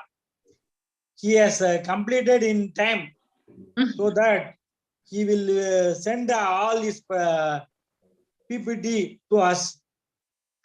And I want to thank K.R. Satyanarayanan, chairperson. I want to thank Geeta Kumar madam. I want to thank Priya madam. And I want to thank Yuvamurthy madam, Yuvamurthy sir. It is a worthwhile session, sir. You kindly send your PPT to us. I will share. Thank you, sir. Thank you. My pleasure. Thanks to all. Thank you, sir. Thank you, sir. Thank you, sir. Right. Now I request CA JST ma'am to give about introduction about the Ridhima madam. JST ma'am, please. Thank you, Mr. Yuvamurthy. Thank you. Friends, we move on to the second session of the day. The topic is CSR Complaints and Amendments. I invite CA Jayashree to give an introduction of our learner speaker, CA Ridhima from Delhi. Over to Jayashree, please. Yeah. Thank you, madam. A very warm good afternoon to all connected to this virtual session. It is indeed my proud privilege to welcome and introduce Madam CA Ridhima Dubey to the next session, which is the upcoming session on this corporate laws. Madam CA Ridhima is an associate partner with Pricewaterhouse Chartered Accountants LLP, Gurgaon. She is a qualified chartered accountant with more than 15 years of experience spanning across various functions of accounting, audit and corporate law. Prior to her association with PwC, she worked with ABB on Delhi Metro project as finance controller. Her key experiences are vivid and diverse. Some to mention are advisory roles in accounting and audit, corporate reporting and company law compliances, expertise in undertaking impact assessment of regulatory changes for the audit profession and presenting the concerns to regulators. She has been a special invitee to the Auditing and Assurance Board of ICAI and has been part of various study groups at ICAI, that is a research committee, board of studies, peer review board as technical reviewer, then as instructor in AASB corporate law committee study groups, in MCA committee of LODR and other laws and integrated reporting. Ridhima is an instructor with extensive experience in undertaking trainings on Indian GAAP, IFRS, GIAS and corporate law. She also has to her credit multiple publications in accounting, company law, governance, corporate reporting, integrated reporting, etc. Now over to Madam CA Ridhima Dubey. Thank you, ma'am. Thank you for the introduction. It's indeed a pleasure to address the august audience here. And the topic is very apt corporate social responsibility. I hope my audio is it's fully audible, no disturbances, right? Yes, ma'am. Yes, ma'am, you're audible, ma'am. Okay, okay. So corporate social responsibility, the moment this word is coined in 2013, there was a lot of representation got from industry, from everywhere. Like you're talking about corporate social responsibility. Why you need to regulate it? That was the initial ask. Why you ministry wants to put a number to it? Why you want to put it a compliance to it? But we all know, unless something is put in legal form, it is never complied with. So that was the reason why this corporate social responsibility is something which is now forming part of company law, and there are strict compliances as we stand today. So initially it started with the explain, comply or explain approach, but now with going forward, looking at the extent of compliances which are being ensured by the corporate, the extent of reporting on non-compliances, now there are stricter provision in the law to enforce its compliance to the fullest extent. The intent of ministry is very clear. They want corporate to be responsible for the society. They believe that you are taking resources from the society and accordingly you should give it back to them. That's how they have used various terminologies, coined various words in the law, which relate to adherence to the upliftment of the local area, giving 2% of your profit. All those compliance norms are being envisaged in the corporate law. So now let me start. So this was the brief background why this is a law which stands today. I'll present my screen and we'll try to look into what are the present compliance provision of the law and what are the recent amendment in this particular area.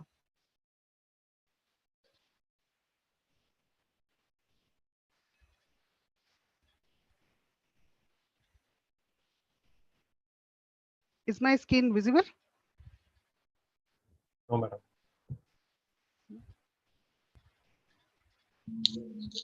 Not yet, madam. Not yet?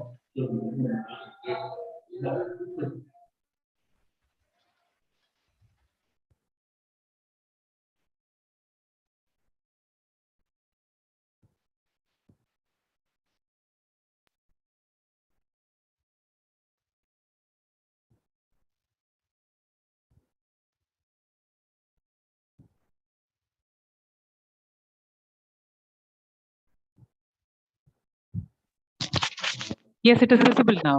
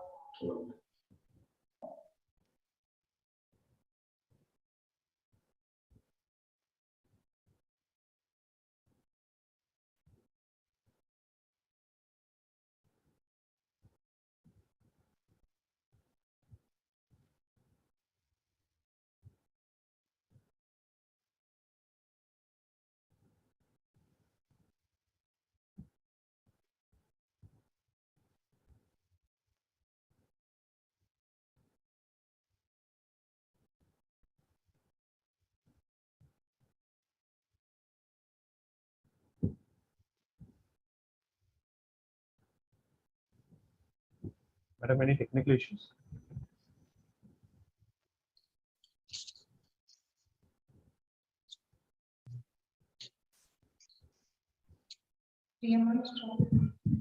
Madam, you would just discontinue the share, stop share, then you come back again.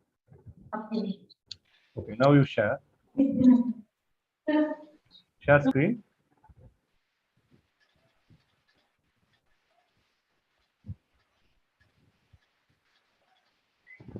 Okay, ma'am. Fine. It's perfect, ma'am. Please go No, ahead. it's perfect. You can go ahead. Okay. Okay. Yeah. So, so in this session, I'll be taking you through the significant update relating to CSR provision, which as a preparer And as an auditor, we need to keep in mind while closing the books of accounts and preparing the financial statement for the year. As reflected on your screen, the content is divided into three parts: CSR compliance requirements, what are the recent amendments under this provision, and there are certain key matters for consideration where we'll take a look at what are the likely responses to those areas of concern. If I talk about the legal requirement, primarily which primarily the section which covers the provisions of corporate social responsibility is section 135. This is the only section which talks wholeheartedly for the corporate social responsibility, and this is effective from 1st April 2014. This section has been amended extensively over a period of time. In 2009 by virtue of Companies Amendment in 2019, and in 2020 as well by virtue of Companies Amendment Act 2020. Along with section 135, one has to look into the provisions of companies CSR policy rule 2014, which is again effective from 2014, and there are certain amendments which got carried out to these rules which will be effective from January 2021. Apart from this section and the requirement of the rule, there are numerous circulars, notification and FAQs which are issued by Ministry of Corporate Affairs, which needs to be given due cognizance while ensuring compliance with the provisions of corporate social responsibility. Moving on to the compliance provisions of section 135 read with rule. So as it is depicted on my slide, there are three criteria. So any company, a public company or a private company or a foreign company, which meet any of these criteria will need to ensure compliance with corporate social responsibility provision. And what are those criteria is turnover 1000 crores or more, net worth 500 crores or more, or net profit 5 crores or more. The expression which is used is or all the time. So it's either of the two, either of the three. Any of the criteria is met, your company will be required to ensure compliance with section 135 read with the related rule. The moment you hit this criteria, the company law requires the company to constitute a CSR committee. And in CSR committee, the composition is also specified in the law. So if it's a listed company, 3 or more directors has to be there as part of CSR committee, out of which at least one director has to be an independent director. So initially, they did not clarify for a public company, which is not a listed company, to have what to happen if they don't have an independent director. So by virtue of 2019 amendment, they realized that there is a problem for entities which is a public company but do not mandatorily require to have an independent director. So they introduced amendment to the section, and they said in case a company which is not required to appoint an independent director under the requirement of section 149 subsection 4, which primarily applies to a listed company, you are not required to have an independent director as part of CSR committee. In that situation, 2 or more directors will suffice, and your CSR committee is within the compliance of the law. So there is no additional requirement to appoint an independent director purely for purpose of CSR committee by a non-listed public company. In case of a private company, the rule was very clear. It said since private companies are not required to have independent directors, the rule itself envisages that CSR committee can comprise of 2 or more directors. And where there is only 2 directors, both of the directors have to be there as part of CSR committee. In case of foreign company, so by virtue of foreign company, we mean companies which have permanent place of establishment in India are governed by the provisions of section 382, has a place of business in India.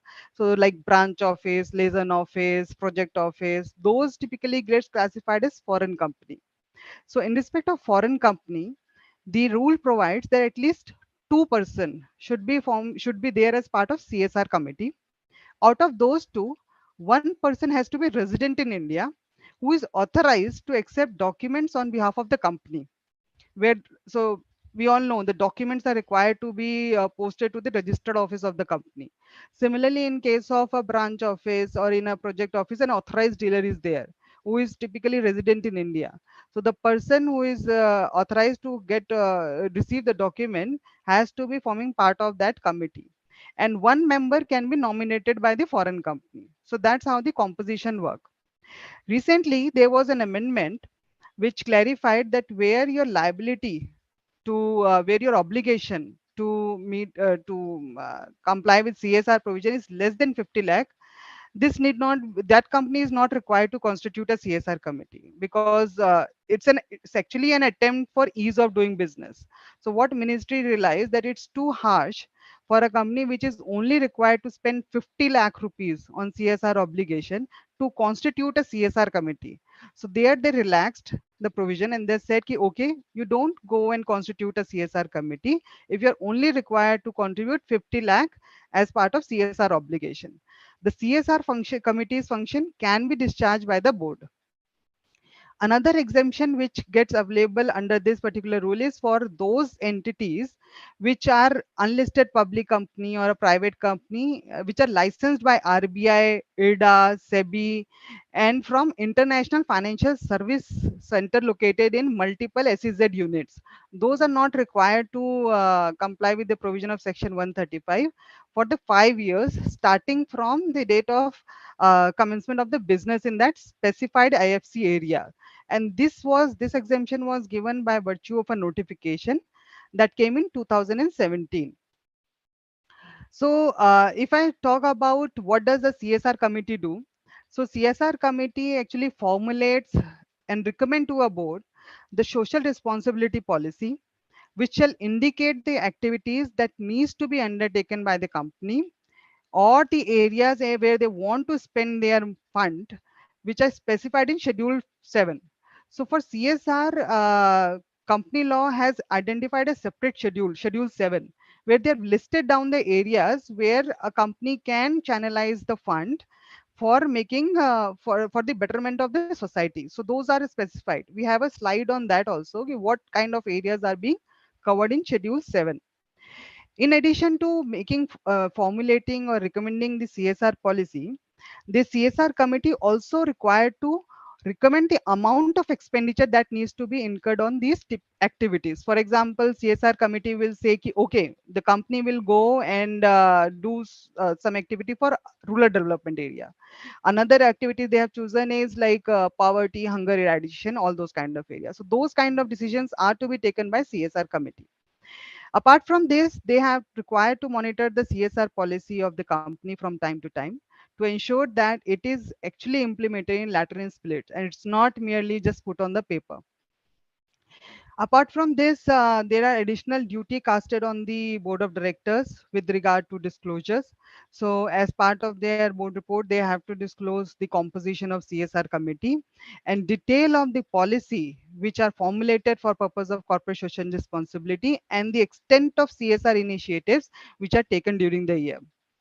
So the compliances are pretty clear, tied up to the turnover, net worth, and net profit criteria. Companies have to have CSR committee unless the amount is below 50 lakh of obligation, and board will be responsible to make these disclosures in their board report. A company can only get an exemption from CSR where it fails to meet that criteria in consecutive 3 years. So suppose today I'm standing in 2022, my company has met its CSR obligation. Next year, I will again judge whether these criteria are met. And if for next 3 years, I'm not falling under any of these 3 criteria of turnover, net worth, or net profit, I will be exempted from complying with the provision of Section 135. This exemption comes from the rule and has to be complied with very seriously, because ministry and ROCs are carefully monitoring the extent of compliances which are ensured by companies with regard to CSR. We have seen notices coming to the company where they have not fully utilized the amount which they have set aside for purpose of CSR obligation, where the board reports are not giving proper disclosures. So although this section and the rule looks pretty simple, but the compliances and the way ministry is monitoring it's pretty serious. They take it pretty serious at their end. So we as a auditor or preparer of the financial has to be very careful in complying with these provisions. Moving on to the next slide, we talked about when does a requirement to comply with corporate social responsibility provision triggers under the Act. The moment it is triggered, a company is required to spend 2% of its average net profit, and that average net profit has to be before tax, and that has to be computed based on the 3-year preceding profits. So the question which initially got debated was, suppose my company does not have a 3-year record. I just came in existence 2 years ago. So that 3 years is not there. So what companies started doing it, they said, okay, I was not in existence for 3 years. I will not spend 2% of my average profit because that average doesn't trigger for me. The 3-year denominator doesn't exist for me. So to avoid that ambiguity and to plug that loop, ministry came up with an amendment recently, and they said, okay, if the company is incorporated for less than 3 years, then such preceding financial year since the date of incorporation has to be considered for purpose of computing the average net profit. So if the company is incorporated 2.5 years ago, so then 2.5 year become your denominator for purpose of computing 2% of your profit. What profit has to be considered? We just talked about before tax. How it has to be computed? Section is very clear. It has to be computed in accordance with section 198, which is typically also used for computing managerial remuneration. So there are list of items which are identified that needs to be added back, needs to be deducted for computing the profit for purpose of corporate social responsibility and for the purpose of managerial remuneration. So this determination of 198 will help you for the managerial remuneration compliances also and for CSR compliances as well. And the section further goes ahead and says, okay, if you have computed the profit as per 198 and determine your obligation, and if you fail to make a compliance, then board would need to state a reason for not spending that amount in their board report. And this is by default, they have to go and say why the amount was not spent, unless the only exemption which is available is for an ongoing project. So board can only say, okay, there is an ongoing project which extend for a period of 3 years, and accordingly that is the reason why the entire spending could not be done in this year, or the amount has been parked in a separate fund which is identified in schedule 2. Those are the only two acceptable reason. Otherwise it is very difficult for board to justify why they did not met the desired obligation under section 135. So if your any of your clients or if you as a company is not able to satisfy your obligation under 135, please be very clear that you have to specify the reason. Those reasons are monitored by respective ROC for not spending that amount. If you're not spending it, make sure that these are not associated with on an ongoing project, or if it is unspent, please park it to the respective fund which is identified in the schedule 7.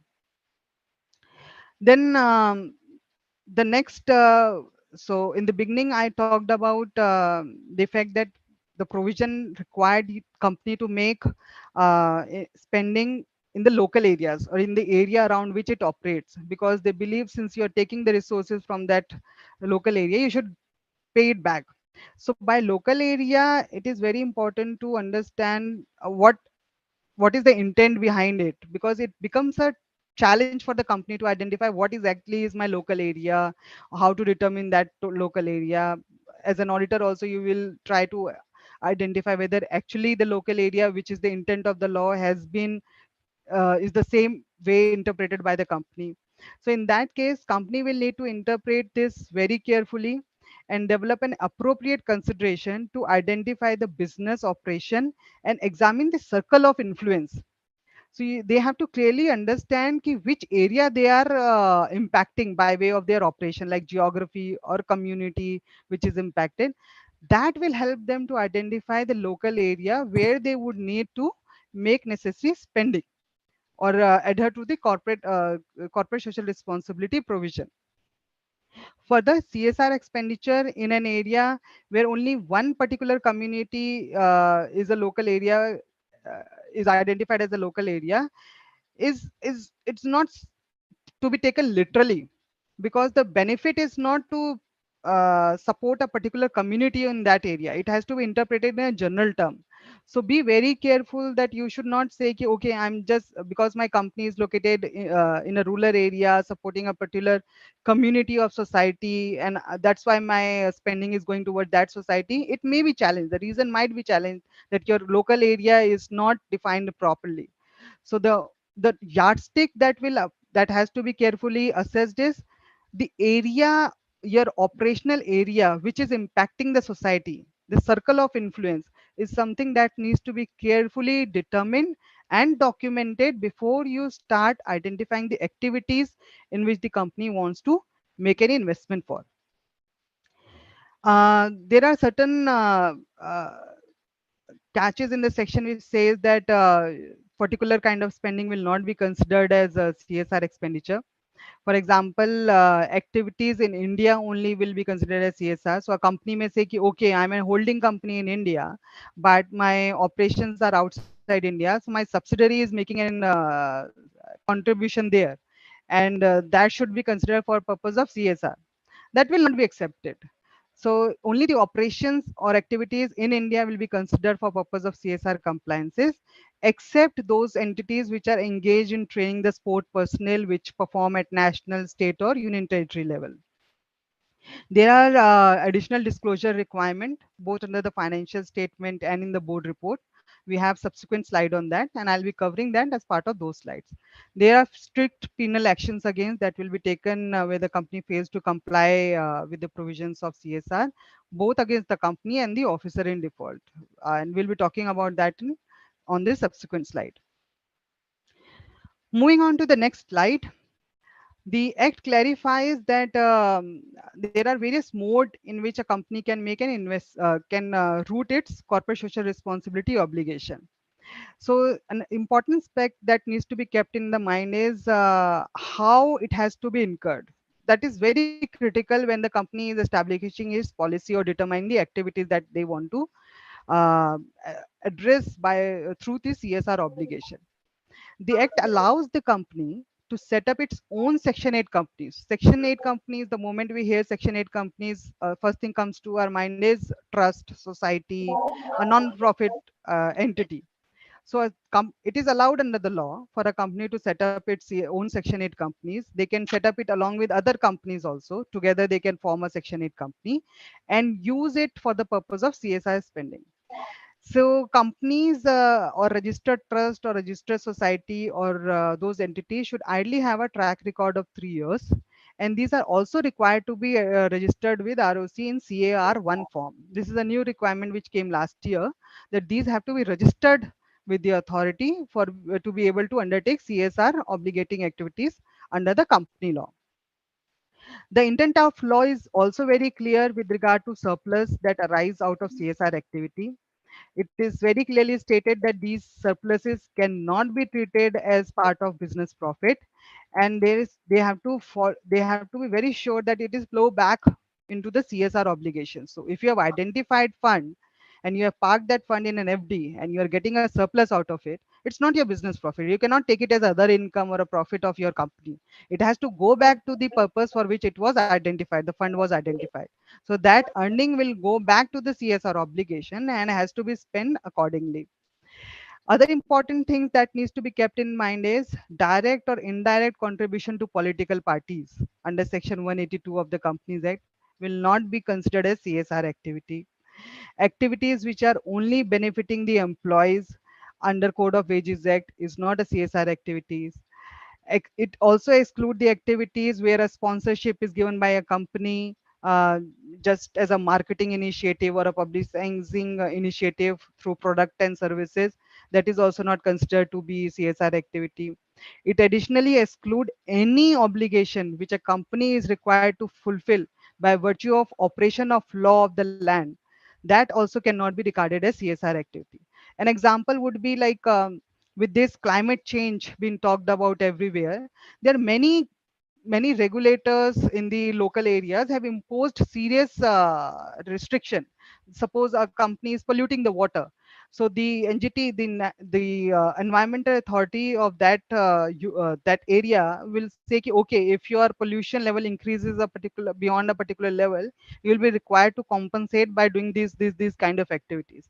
So any expenses incurred on on ensuring compliance with that direction, although it may look like corporate social responsibility spending, but it will not be, for the purposes of Act, be considered as CSR obligation. You are required to comply with the law which is imposed by the local authority, and hence it will be compliance of law and not compliance of CSR provision under section 135. Other thing which Act very clearly says that it of the CSR activities, but the company's business is running of the hospital.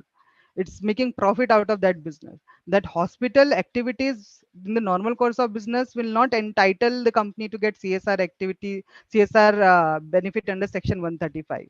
The only exemption in the normal course of business which the ministry has given is for the COVID vaccination that came last year.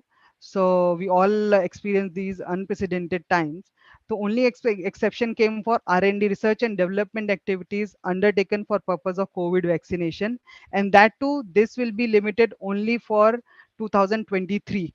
After 2023, this exemption will not be available. So any R&D done by vaccination companies which are engaged in vaccine and pharmaceutical business will not be given exemption under CSR provision, and it will be considered as their normal course of business, normal R&D, and those expenses will not be treated as CSR expense. So if I need to talk about whether normal course of business defined in the Act, no, it is not defined under CSR Act or in the CSR rule. However, this needs to be interpreted to be an activity covered under the object clause of the Memorandum of Association. We all know a company cannot carry on any business unless it is specified as part of its object clause. So any activity which is undertaken by a company will be treated as normal business activities if it is part of its Memorandum of Association. And this is the way we have to interpret activities for the purpose of CSR also. So if something is done as a normal course of business for a company, it will not be considered as CSR activity for purpose of section 135. Further, there was certain clarification which came in. Schedule 7 got amended to incorporate the exemption on by virtue of COVID vaccination and schedule R&D related to COVID vaccination. All these details need to be separately disclosed in annual report and board report, the extent of activities undertaken. On the right hand side of your screen, you'll see a small table which in nutshell summarize the key provisions of the law, like what a company needs to do with regard to ensuring compliance with this particular section. Like first, check the criteria. We just talked about those criteria. Establish the CSR committee unless you are exempt out of it. Establish the governance mechanism around those CSR committee and board directives. Earmark the CSR corpus. Identify the CSR policy. Get it approved properly. Set up the implementation policy, implementation plan. Implement the project. It is very important because ministry is very clear now that if no, you cannot just identify the corpus and park it aside and you don't do anything. They are very serious about it. It has to go. It has to be implemented, and that project has to be monitored by CSR committee and by the board, and it has to be disclosed appropriately in the board report and in the financial statements. We just talked about schedule 7. I'll just quickly show some of the areas which are it's an illustrative list because the list is pretty long, so I decided not to put all the content on the slide. I've identified few of those, like eradication of hunger, poverty, malnutrition. So for example, a company is influencing a wider area, and it only selects a particular community in that area and say, okay, I'm eradicating the hunger and poverty of that particular community. That will not be construed as a CSR. You see your circle of influence. So eradication will cover that entire circle of influence before you classify that activity to be a CSR activity. Promotion of education. So a company which is running schools only will not be able to get benefit of this activity because that's their normal course of business. However, at the same time, a company which is not into the educational business and is contributing through a trust to run a particular educational institute for a poor people, they will be able to get benefit under Schedule 7 to undertake those activities. So rural and slum development projects, skill development projects, something that came in recently. So vocational training and all those kind of trainings. If the company is in identify these as one of the activities to uplift the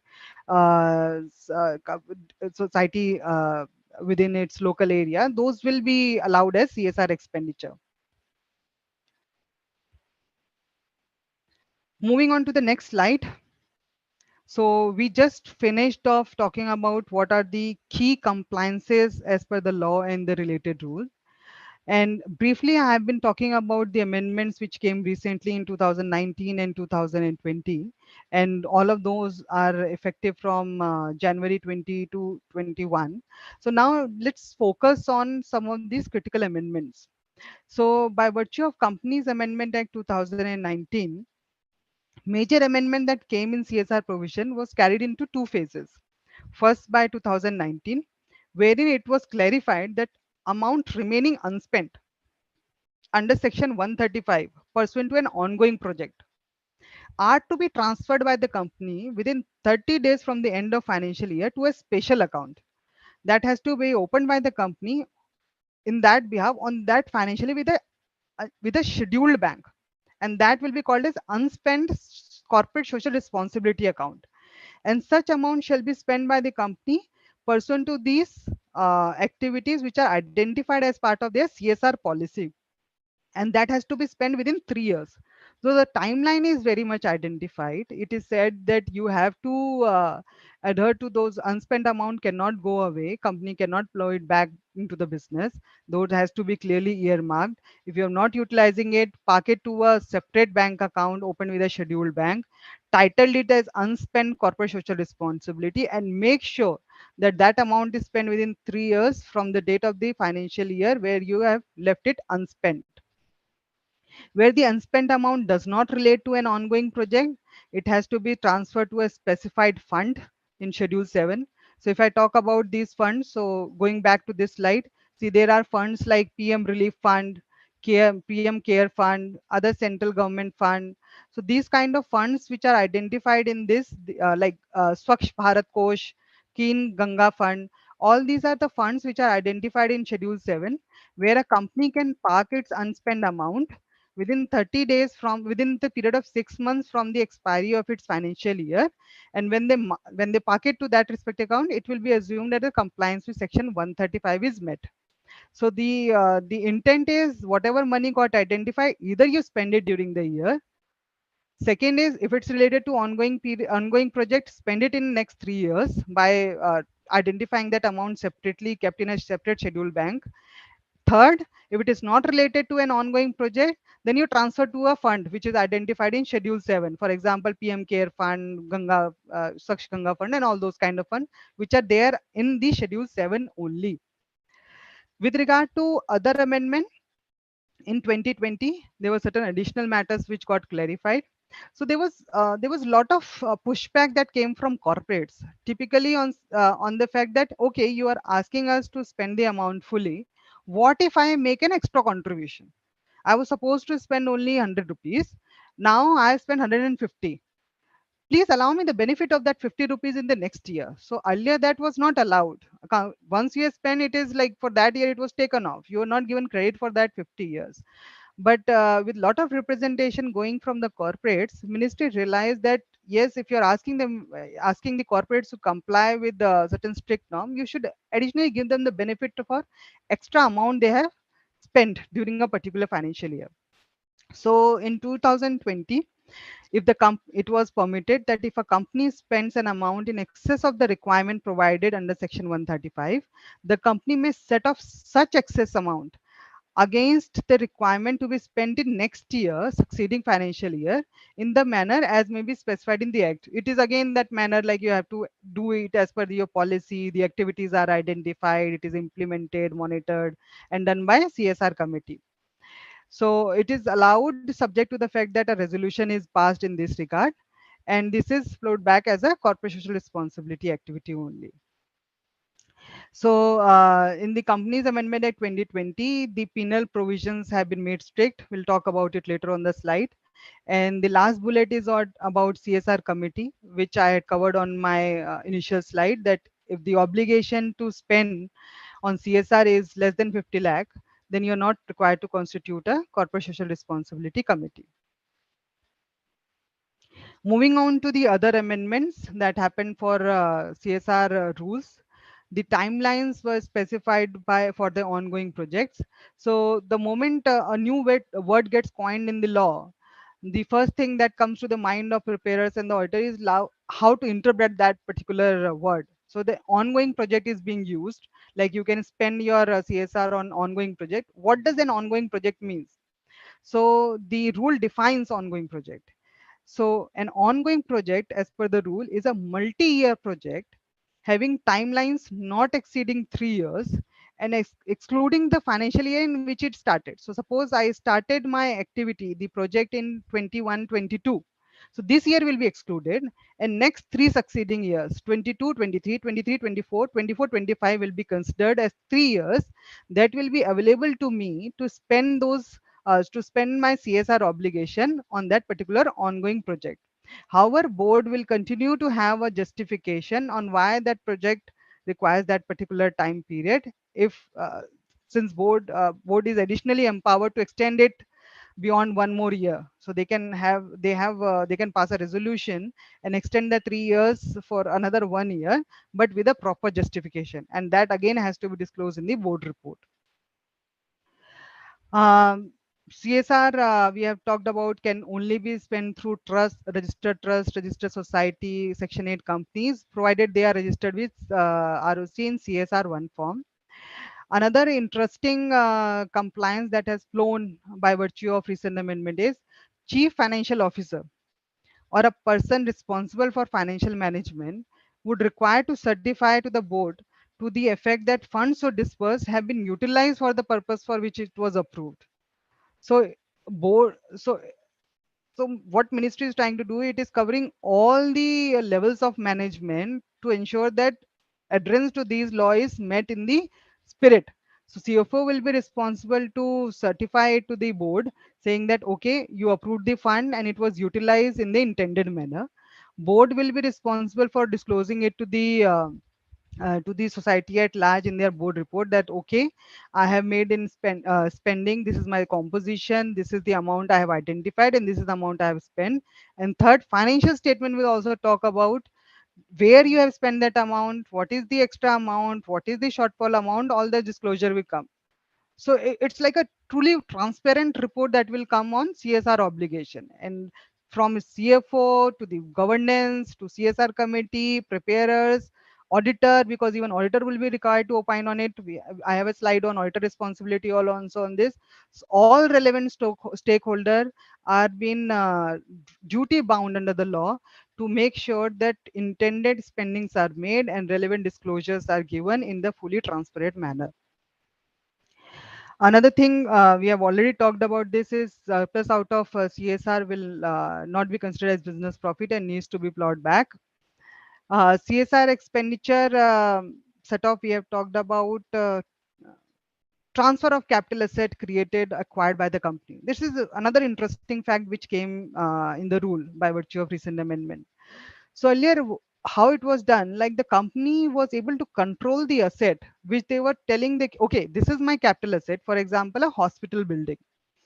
A company is not into the hospital business, but for the benefit of its employees and for the certain section of the society, they developed a township, and in that township they had a hospital facility also, which caters to poor people of that society. So that asset was very much belonging to the company. So the companies were taking the benefit of depreciation, and they were saying, okay, whatever expenses I did on that running that hospital for the purpose of helping the poor section of the society, I will claim it as a CSR expenditure. Ministry said nothing doing. Capital asset acquired or created, if you are doing it for the CSR purpose, transfer it to the specified entity. And they have identified these specified entities also in the law. They have said it has to be a Section 8 company, a registered public trust, or a society with the charitable object, or a beneficiary of CSR project in form of self-help group. So in rural areas, we have these small self-help group like women empowerment group or child welfare group, all those which are authorized to own these kind of assets. So those groups will become the owner for these capital asset. And the company, the law required, so it came last year. So it said within 180 days, you have to adhere to this requirement. You transfer these capital asset to these identified society, registered trust or self-help group.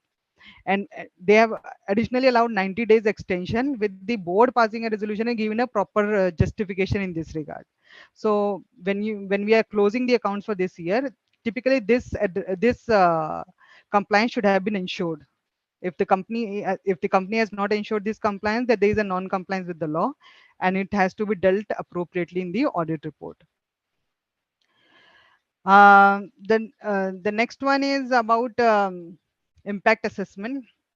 So a company which has an average CSR obligation of 20 crores or more, this is required in the rule, pursuant to the requirement of section 135, has to undertake an impact assessment through an independent agency of their CSR project. So whatever project they are taking, they have to perform an impact assessment also to ensure that whether if it is not completed or it is completed going beyond the study should reflect to what extent the project has got completed, why it is not completed, what is the area of impact that activities which the company has identified in CSR policy has adhered to community, what is the progress they have made, what is the benefit the society has got on those. So that impact assessment has to be done, and that study has to be placed before the board, and it will be annexed as a part of your annual report also, as the company's annual report also. And the company which undertakes that assessment will not be able to claim that expense as a consulting expense under the overhead, administrative overhead. So there was initially also there was a debate that law requires that 5% of your expense can be attributed towards administrative overhead. So consulting fee and all that used to come as part of that 5% of expense. But the impact study, which has come new as part of amended rules, there you will involve a consultant. The law is saying that consultant fee will not be considered as part of administrative expense for CSR expenditure. That has to be met purely by the company. So, uh, so that has to be clearly seen. So that consulting expenditure needs to be carefully evaluated whether it is exceeding that overhead expenditure, which is permissible under the law. So until with regard to fund disclosure, until the fund utilization is being ensured, that impact study should also identify that if some amount is getting transferred to the fund which is identified in Schedule 7. Last amendment which was there in this rule was, which is again important, and I have a slide on that, is about board format of disclosure. So what kind of item that will come as part of board disclosure? We'll take a quick look at that also. Moving on to the next slide. So in the last two slides, we had briefly talked about the amendments, both under the section and in the rule. And these are there are certain areas which are always debated on how to address that in as part of your financial statement or as part of your auditor's obligation. For example, whether provision for unspent amount is required to be recognized, how will the cost incurred through registered trust society or will come to a section 8 company will be dealt with, how the cost incurred by the company towards CSR, direct cost like an employee directly appointed by the company solely for purpose of CSR, how that will be answered. So there are typically 7 items which I have listed on the slide, and I'll be talking about all of these in my subsequent slide, considering the revised and amended provision of CSR. So before I talk about these things, there's a graph which I had prepared. I'm not sure if it is fully visible. I'll just increase the resolution.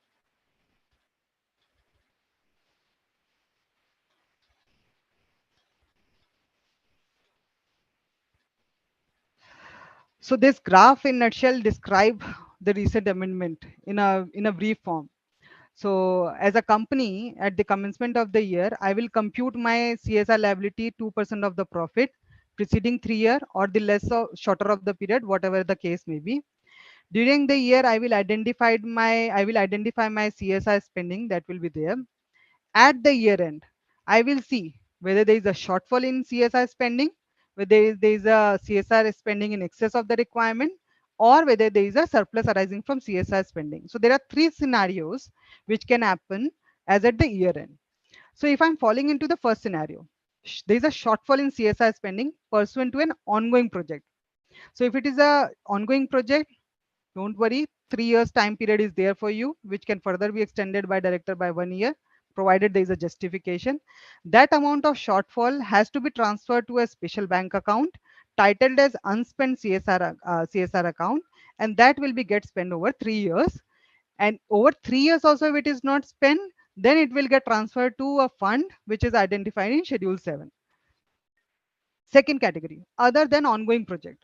If it is there is no ongoing project and there is a shortfall, then what best company can do? Just pick any of those funds which is there in Schedule 7, and within 6 months of the end of the financial year, transfer your shortfall in that particular fund.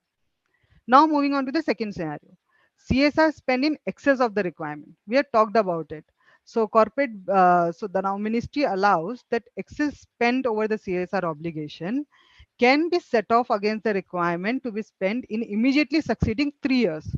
So you have, as a corporate, the company will have an option for next 3 years to set off that excess amount, provided the excess amount does not represent a surplus arising out of CSR activity. For example, I gave an example, the fund was parked somewhere in an FD and there was an interest that accrued. That excess will not be allowed to be set off. That has to be spent and treated as part of CSR spend of that particular year only. It cannot be set off. It cannot be carried forward. And second, board has to pass a resolution to that effect that okay, this is my surplus, which is I've spent more during the year. I will get it set off in next 3 years. Last category, surplus arising from the CSR spend. It is very clear. It does not form part of the business profit. It has to be plowed back. It has to be transferred to unspent CSR account and has to be spent as per the annual action plan of that company as identified in the CSR policy, or at best it has to be transferred to the fund identified in Schedule 7 within 6 months from the expiry of the financial year. What will be the accounting implication for the following? So if I look at the first two categories, both the situation for ongoing project and other than ongoing project, it will be recognized as provision in the financial statement in both the scenarios. Where it is spent in the second category, in the second scenario where it is spent in excess of the requirement, it will be recognized as prepaid CSR expense because you'll be allowed to carry it to set it off in next 3 years subject to certain conditions. So it will be treated as prepaid CSR expense. In case of surplus arising out of CSR expense, since the act is very clear, it's not your business profit, it has to be immediately recognized as liability and has to be discharged off by transferring to a fund or spending on the identified CSR activity.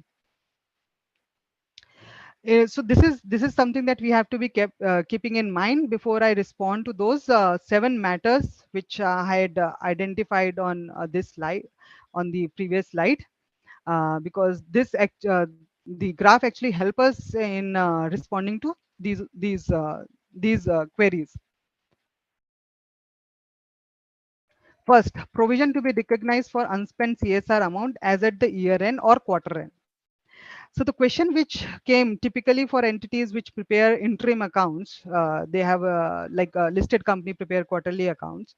The question that came in whether as at the quarter end also I have to recognize the provision.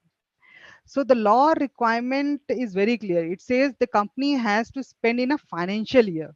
The word used is spend in financial year, and the transfer of unspent amount has to be done after the financial year is complete within the stipulated time frame, say for example 30 days or 6 months, whatever the time period which is identified.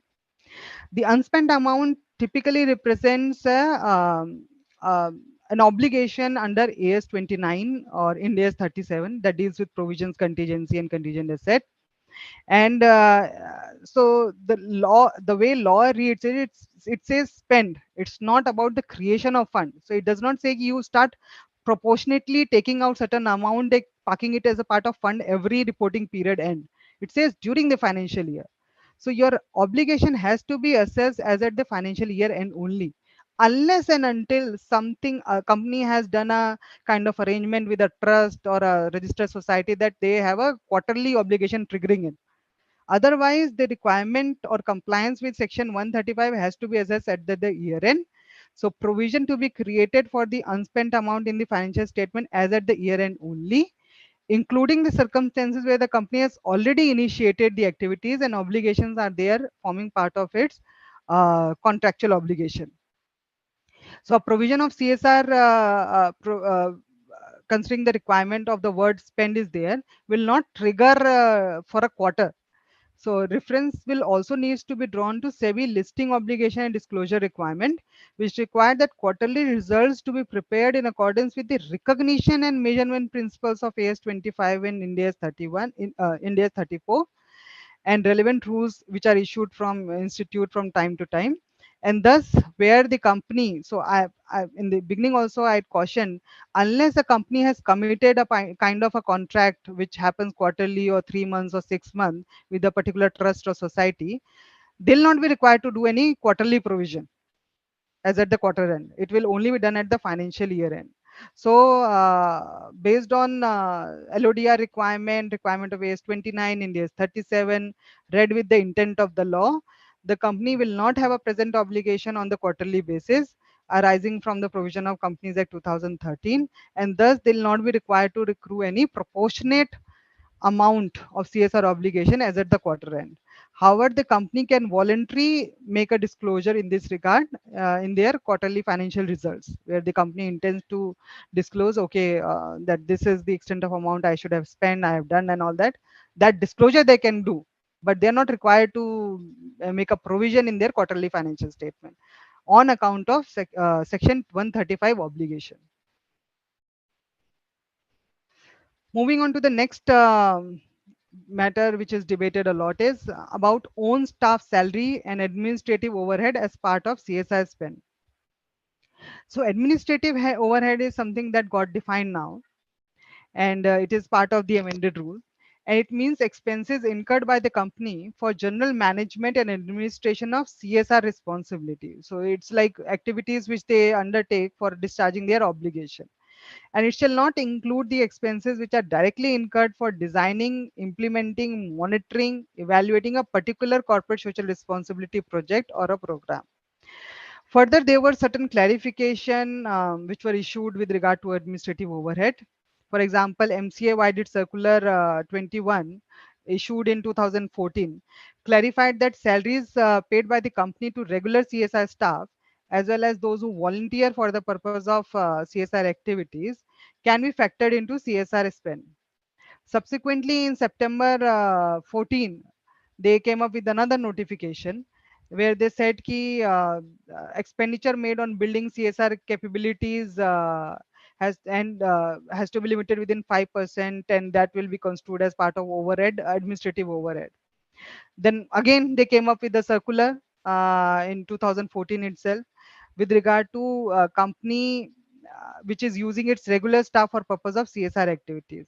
And they said it will be it will fall under the administrative overhead, and hence while their proportionate time and cost is permitted to be included in CSR activities, however, they should note that where the resource is employed only for the purpose of CSR activities, salary cost of such employee will not be covered under that particular limit and will be eligible for deduction in full. Will be not deduction, basically will be eligible to be fully considered as part of CSR spend. So if your employees, so I'll quickly summarize it. If there are two categories. One, you hire an employee purely for the purpose of discharging your CSR obligation. That person salary will be considered in full. However, if the part of your uh, payroll employees contributing time and effort on CSR activities, that employee proportionate time and cost will be considered and will be capped in that 5% of total expenditure. Similarly, the Act also recognizes the fact that consultants can be appointed to undertake the CSR activities. So it says that companies can hire a consultant to assist them to implement these activities. And the amended provision recognizes that company may engage international organization for designing, monitoring, and evaluating CSR projects or program as per their policy, as well as to develop the capacity of its own personnel.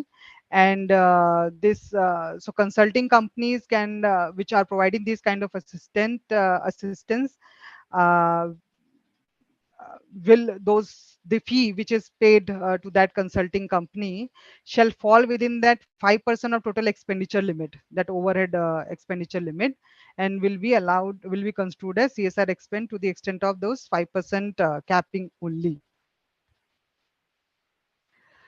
Moving on to the next matter. So this is one of the very highly debated matter. So what was happening? Companies were giving the money to the trust, and they were saying, okay, I've given the money to the trust. I'm now met my obligation. Beyond this, I have nothing to do. So there we have to carefully evaluate whether actually the money which went to the trust, does the company still retain a right to recover that amount, or whether it's like unfettered right, it will not come back to the company. So where the company has no right to recover that amount, even if the trust has not made that spending fully in that financial year, it could be deemed as a CSR expenditure. But again, there is a catch on this, because recently last year MCA came up with an FAQ where they said ki if a director is giving fund to a trust and the trust is not utilizing that fund to the fullest extent, then the amount which is not utilized by the trust will not be considered as CSR spend for that financial year. But that FAQ didn't talk about whether that amount which is actually given to the trust is recoverable by the company or not, because if it's not recoverable, it is outside the hand of the company. Company has taken all its efforts with regard to implementation, monitoring, follow up, and everything. It's outside, it's beyond the control of the company. So in that situation, it should be allowed to the fullest extent as a CSR spend. But that FAQ is silent on recoverability and non-recoverability part of it. So this is my interpretation. Like if it is unrecovered, you can't recover it, you can't do anything, it should be allowed as a full CSR expense. So the advice would be the board should fully explain this fact and try to explain the reason why the trust has not been able to fully spend or that amount during the financial year, and they should demonstrate that regular follow up and monitoring was done with regard to this amount.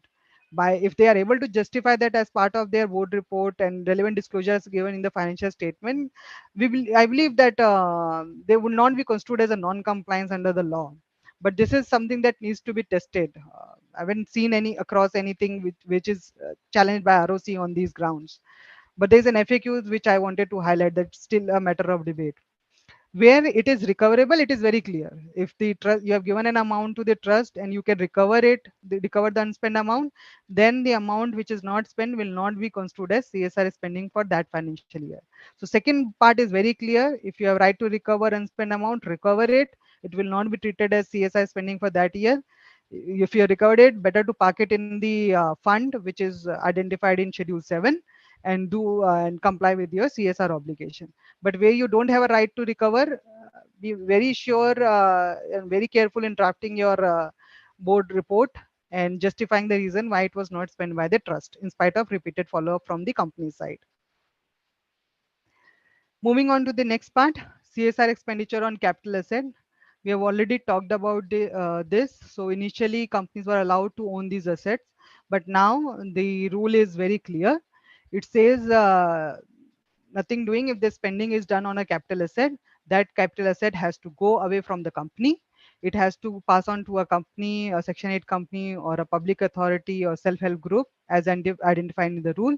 This compliance requirement timeline is already over. So if you're auditing the clients which has these kind of asset, please make sure that these compliance requirements are adhered to. In my previous slides, I was referring to the fact that there were certain disclosures requirement which has come in for the board, pretty elaborate ones. So there are additional functions that would be discharged out by the board. Those are listed on the slide. So like annual action plan. So rule has been amended and board will be allowed to alter annual action plan formulated pursuant to the CSR policy at any time during the financial year based on the recommendation for CSR committee. So earlier, the boards were struggling, the CSR committees were struggling that once the policy is formed, the law does not permit you to alter it. But now the law permits, and company based on its review can make an alteration to this annual plan and should be recommended by CSR committee. CSR implementation, board has to, so again, companies and entities which through which you are routing, the company is routing money should be registered with CSR. We have talked about this. The company has to satisfy itself that the funds so disbursed have been utilized for the purpose and in the manner approved by the board. CFO certification we have already talked about. In respect of ongoing project, the rule is very clear that board has to continuously monitor it with regard to the approved timeline and year-wise allocation that will be made, and any modification that needs to be made to ensure smooth implementation of the project within the permissible time limit. The other part is with regard to excess amount, board has to pass the resolution. We have talked about it. Capital asset also we have talked about. CSR reporting, there are two formats which are specified now, in which board has to report Annexure 1 and Annexure 2. Annexure 1 will be applicable for financial commencing on and before 1st April 2020, and Annexure 2 will be applicable for financial year commencing on or after 1st April 2020. So why both the annexures got specified last year was, it has been noted many companies do late filing, do a late audit, compliance. COVID was there, they were not closing on time, so they identified two annexure, one prior to 2020 and one after 2020. So for our case, for your clients which are closing this year account, annexure 2 will be the relevant one. And impact assessment also we have talked about. The last part is on disclosure on the website. So board will mandatorily be required to disclose the composition of CSR committee, CSR policy and projects approved on their website for the ease of public access, so that public also knows what kind of policies are there which the company has undertaken as part of its CSR activities. So this is what I've summarized for CSR disclosure. On the left hand side, which is prior to April 2020, this is not very relevant unless your client is delayed in filing his financial statement. What is more relevant is on the right hand side, which says that annual report on CSR activity to cover following. So again, this is not a complete list because it's pretty long. The extent of information that requires to go as part of annual report, like the outline of CSR policy, linkage of CSR policy and program of the project, composition, detailed impact assessment of CSR project. Impact assessment was not there previously, so whatever assessment done by that agency, that has to be made publicly available. Detail of amount available for set off, average profit, how did you compute that average profit. So these are the details from which ROC picks the respective data and identify whether the company has actually spent the relevant CSR spending in the intended manner or not. So your data has to be, you should be very careful on what data goes here, because these are something which is carefully analyzed. And if there is surplus, your be very clear on your surplus, because when they send the notices, they even ask for the certificates from auditor, whether the computation thereof and the nature or activities as per the policy or not. Then amount required to be set off, CSR obligation during the financial year, spent amount, unspent amount, everything. So whatever is required by the act, everything will now form part of the annual report. There's a table which is also given. Due to the limitation of space, I have not reproduced that table. The list is pretty long, and I would request everybody to always go and refer to the latest available data. So you can go to MCA website. There's an ebook which is available. That gets updated on regular basis. It's always better to refer to that website when you are trying to test the compliances, and this entire annexure and every list will be updated, is already updated there. It's easy to locate the items that needs to be disclosed.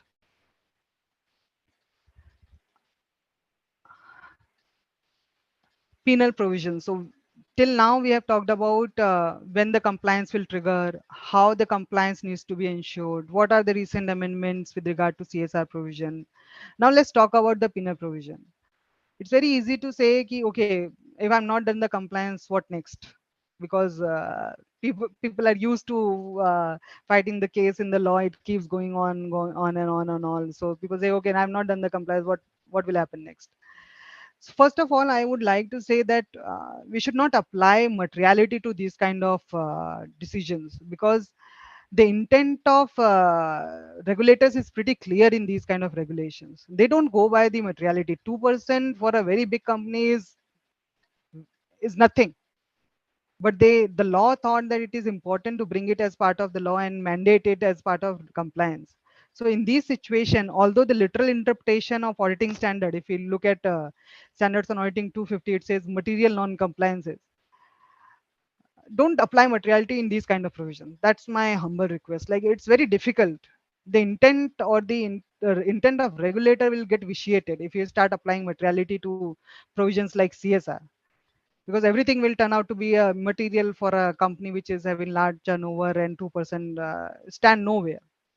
So that was the reason that initially when ministry came up with the CSR provision, they left it to comply or explain approach. They thought that corporate will comply it. If they are not complying it, they will explain it. They kept a close watch on this, ki whether how the corporates and boards are disclosing in this. And later on, they noted that the intent is not met. They were not explaining it properly. They were saying, okay, I did not spend because of XYZ reason. The reasons were not justified. They did not look appropriate to the regulators. So what they did, they became stringent, they became strict, and the recent amendment which came in, they imposed penalty. So we talked about so much decriminalization that happened in Companies Act. This was one of the section that actually penal provision came into. So initially, the penal provisions are very harsh initially. They gave a due consideration later on and relaxed it a bit, because high power committee recommendation on CSR was very harsh. Imprisonment and all those kind of things were envisaged. There was a lot of hue and cry around that. So finally, the penal provision got relaxed, but the penalty came in, which was not there earlier.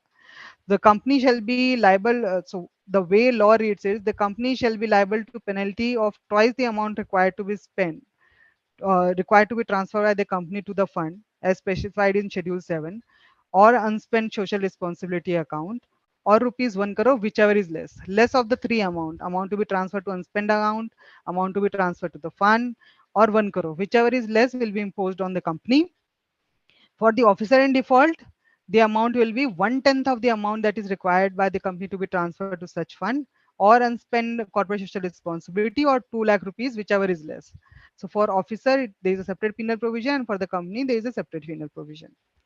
And in addition to above, if there is any reason why the company has failed to spend that amount, that reason needs to be clearly explained in the board report as part of the board's obligation. And for other non-compliance, for example, non-constitution of CSR committee, the section 135 does not talk about the penal consequences.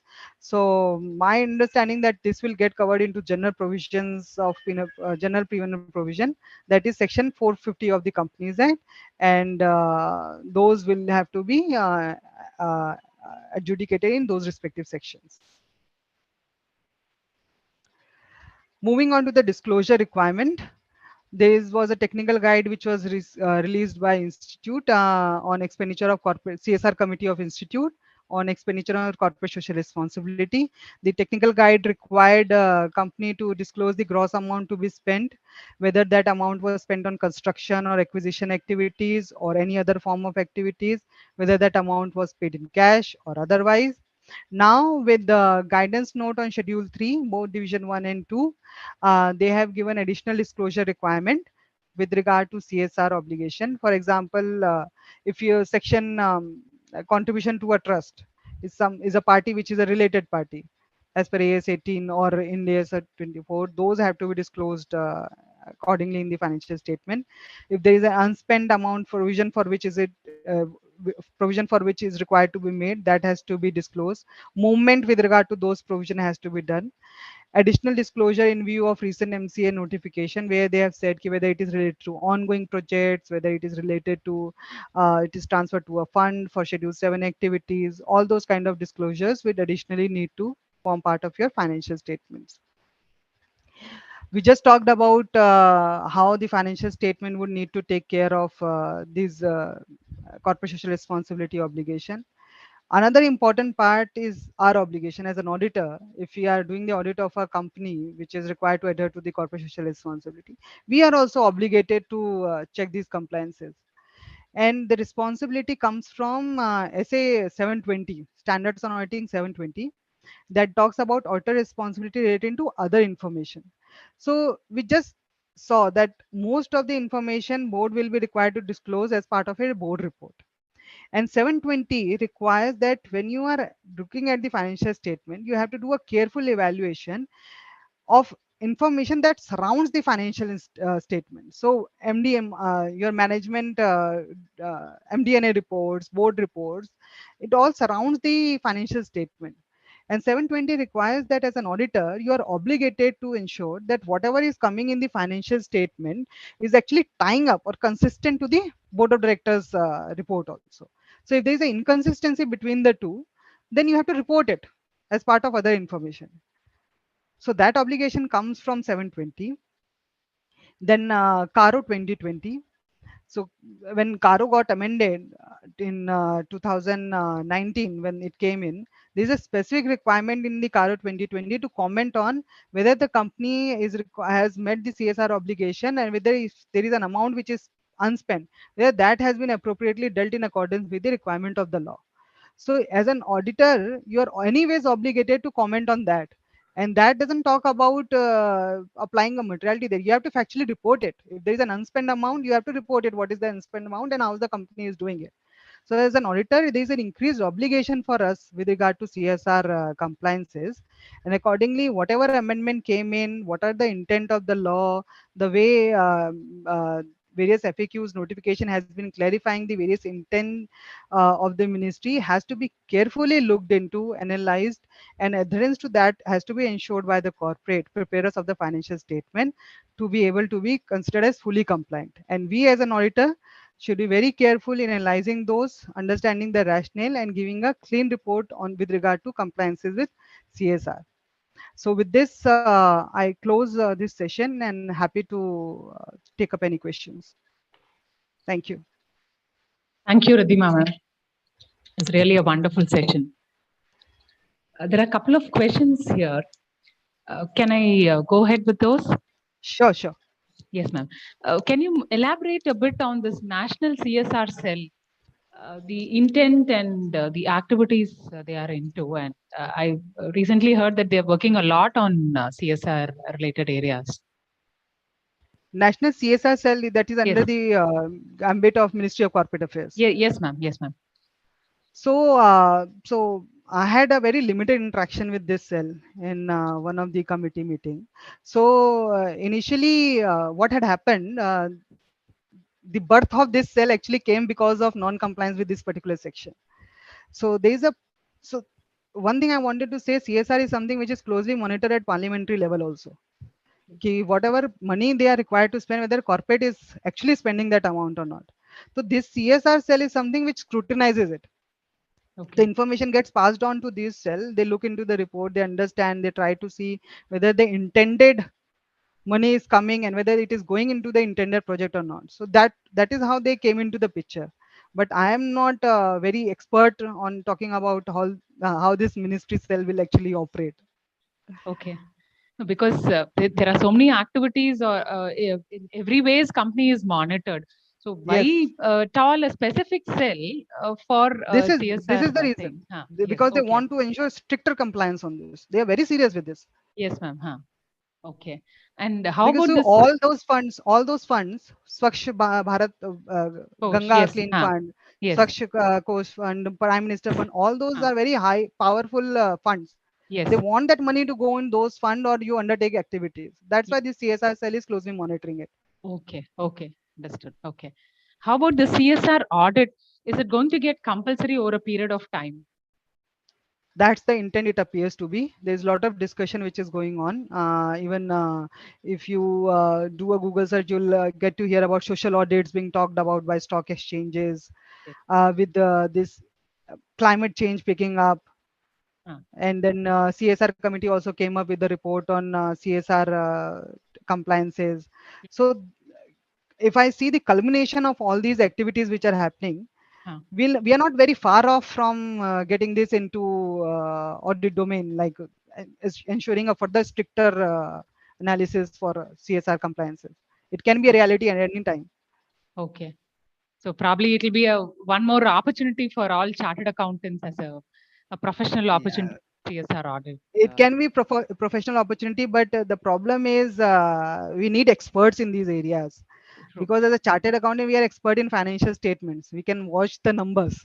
But if somebody goes and say, okay, the emission of carbon emission, which your factory is generating, whether that is being monitored and all that kind of, there we need a expert to monitor it. Yes. Yes, probably we may have to, on those areas, take the help of a technical person. Specialist, and probably expert. Probably your seminar could be a kickstart for all of us to really learn it as a special area itself. So even the CSR standards are also going to be released soon. So I'm sure sustainability committee, which is a new committee formed up 2-3 years ago. Okay.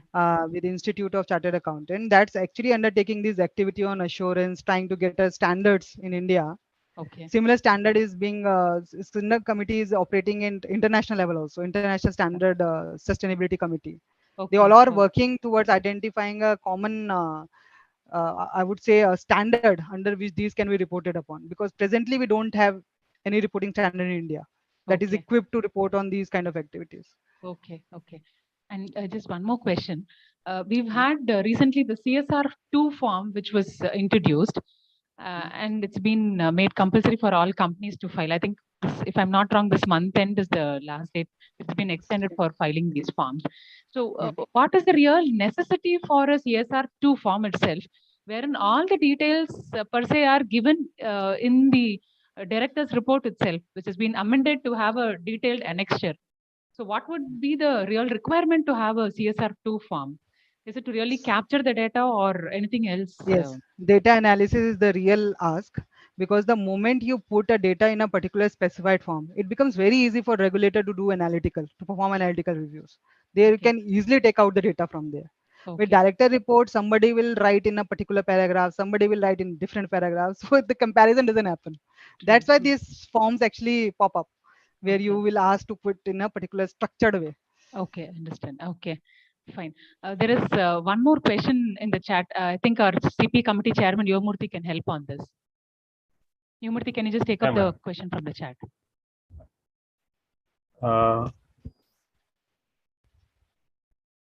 Sanchi, that is, if once applicable in...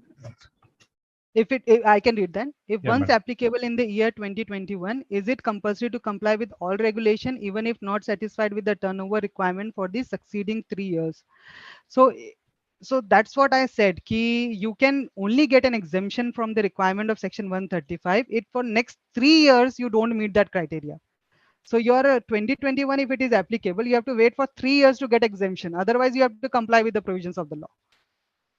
This is actually an unfortunate thing, I would say, because once you fall into the net, you are compelled to even donate or comply with all the provisions of CSR. 2% will not happen, but that 3 years will get lapse. So then after that, you will stop doing it. Yes, but even the second year, I'm forced to make the donations and ensure all the other compliances as well. So I think that is too much of... Look, so this is something that even SEBI does most of the time. So what they do, okay, they say if you fall under a particular domain, you stick to that domain at least for next 2-3 years to ensure consistency. Otherwise, it will be like zigzag. You do it 1 year, you don't do it next year, you keep testing it. So this is key. Only you will get an exemption when you do it for 3 years. But at least if it is related to a you disclosure... can refer to that. It is there in the rule, sir. Yes, Sashi Chandra Shekhar. Sir, you can get it into the related rule of section 135. Please refer to ebook, MCA ebook, which is there on the website. That's the updated part. Please avoid referring to the books which are not updated on regular basis. Better to always refer to ebook. Yes, ma'am.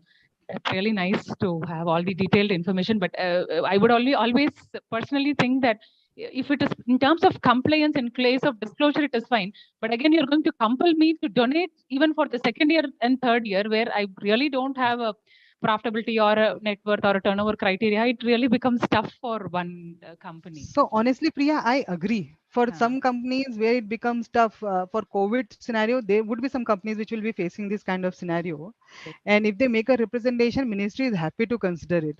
But honestly, I have not seen anybody coming with that kind of thing, because if your profit margin has shrunk, the 2% will obviously fall down.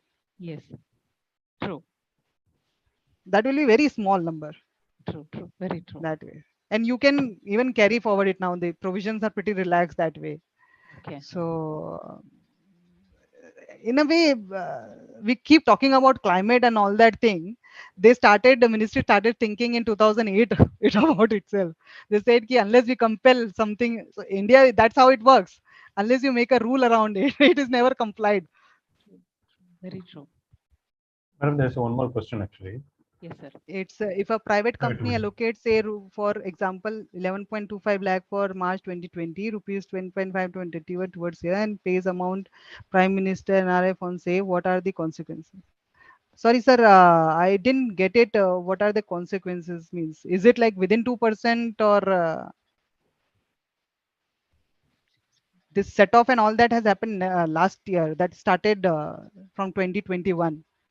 So we're talking about in terms of carry forward and all that, you will not be able to carry it forward any amount prior to that, because law is there any time limit to pay the CSR? Yes, technically you can say yes, there is a time limit, because if your spending is not done within the financial year, then if it's an ongoing project, you have a timeline to transfer it within 30 days to an unspent CSR expense.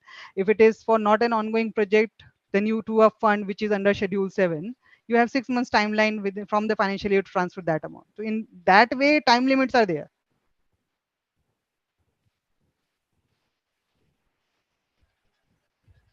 Can we spend the CSR amount outside our company area? Yes, you can spend if your like preference in local area, but that has to be interpreted in a liberal way.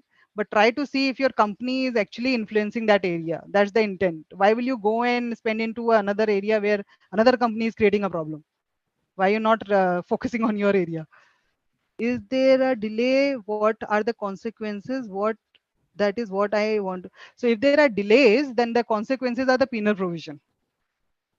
Delay. So look, delay, typically there is nothing like 1, 2, 2, 3 days delay. That will not happen. To that extent, we have seen ministry to be liberal. But if there is a delay, you highlight it as part of your CARO report. As an auditor, your obligation will get addressed there. But as a company, if there is a delay, then you should make sure that you are addressing it. You are depositing to the respective fund as soon as possible. That delay is avoidable. 6 months time is a pretty good time. Even this delay, the penalty provisions only that will be invoked by the ROC, right? So we don't go and pay it on our voluntary basis. Is it so, or how is it done? Penal provision, look, ministry also understands 1 or 2, 3 delays, they will not be bothered. Okay. So, but this is what I'm saying. I don't know what ROC takes a call when your accounts get stuck there. So, but we have seen they are not that harsh. So, if your reason is justified, 1 or 2, 3 delays, they would not say anything. It's only when you are failing to comply with substantial delay, they will trigger those penal provision and adjudication will happen. Okay. So earlier it used to be compounding, which has been done away with now. It will be adjudication. Actually, this is something that a lawyer can better guide. How this, because it's not a criminal offense. Imprisonment is not envisaged there. True. So it will be adjudication and amount will be fixed somewhere between that limit. True. Lower of the two will be fixed. Yes. And we have one more question, ma'am. What about the contribution to any trust engaged in CSR? What proof a company can collect from them? Whether the scheduled bank is opening separate bank account for depositing and spending. If the company is not having an account with them, they have overdraft account in another bank. So, sir, with regard to trust and the proof the company can collect from them, trust provide certificates from their auditors on the extent of fund received pursuant to that particular project, the nature of activities undertaken, the utilization certificate. They typically called it as a fund receipt and utilization certificate, which they get it from their chartered accountants. So they monitor it. They have full implementation policy. They prepare. So they eventually do some kind of marketing also. Okay, these are the activities we undertake. These are the areas where we spend. This is how your money is monitored. They will provide you all kind of details. You can insist on the certificate also for their utilization that you can take. The trust has to register. Yes, there is a CSR one form that has come in. These are required to be registered there. And about the first part of query, bank, you have to obtain it as a separate bank account, scheduled bank account to deposit that unspent CSR amount. If you don't have an account, you have to, yes, you have to open it. Overdraft thing will not work it out. Ma'am, Cannot have overdraft in that. Can I ask you, ma'am? Yes, sir. Actually, what he means is, if a company is having an overdraft account in a bank with a bank, they cannot have any current account with any other banks. There is a restriction of Reserve Bank of India, no? Yeah. So it will not be a current account, sir. It will not be a current account. Okay, okay. So I'm this not wrong, CSR it will be a escrow account which will be opened separately, Yes. like how we open for Yes. a dividend account. Exactly. Okay, okay. Thank you. The trust has to register on the website, is it not? It is there, the form is there. CSR one form is there on the website. It has to be registered there. Any other question?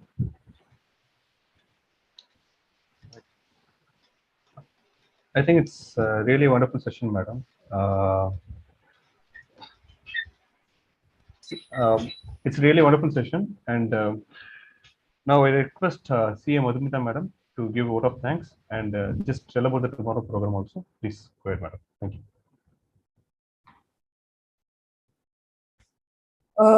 Thank you, CA Ridhima Dubai madam. The session was really wonderful.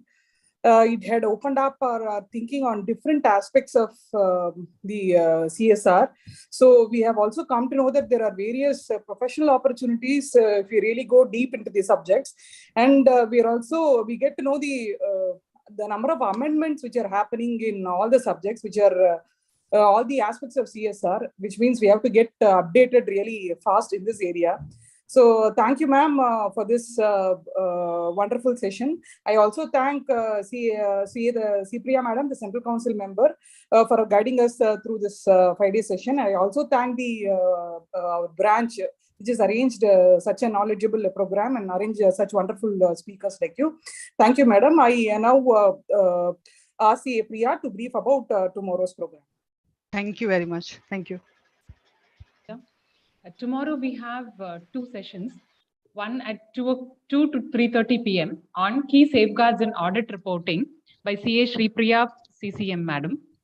And we have another session at 3:30 till 5 p.m. on operation and mismanagement in company law by Advocate A.M. Sridharan.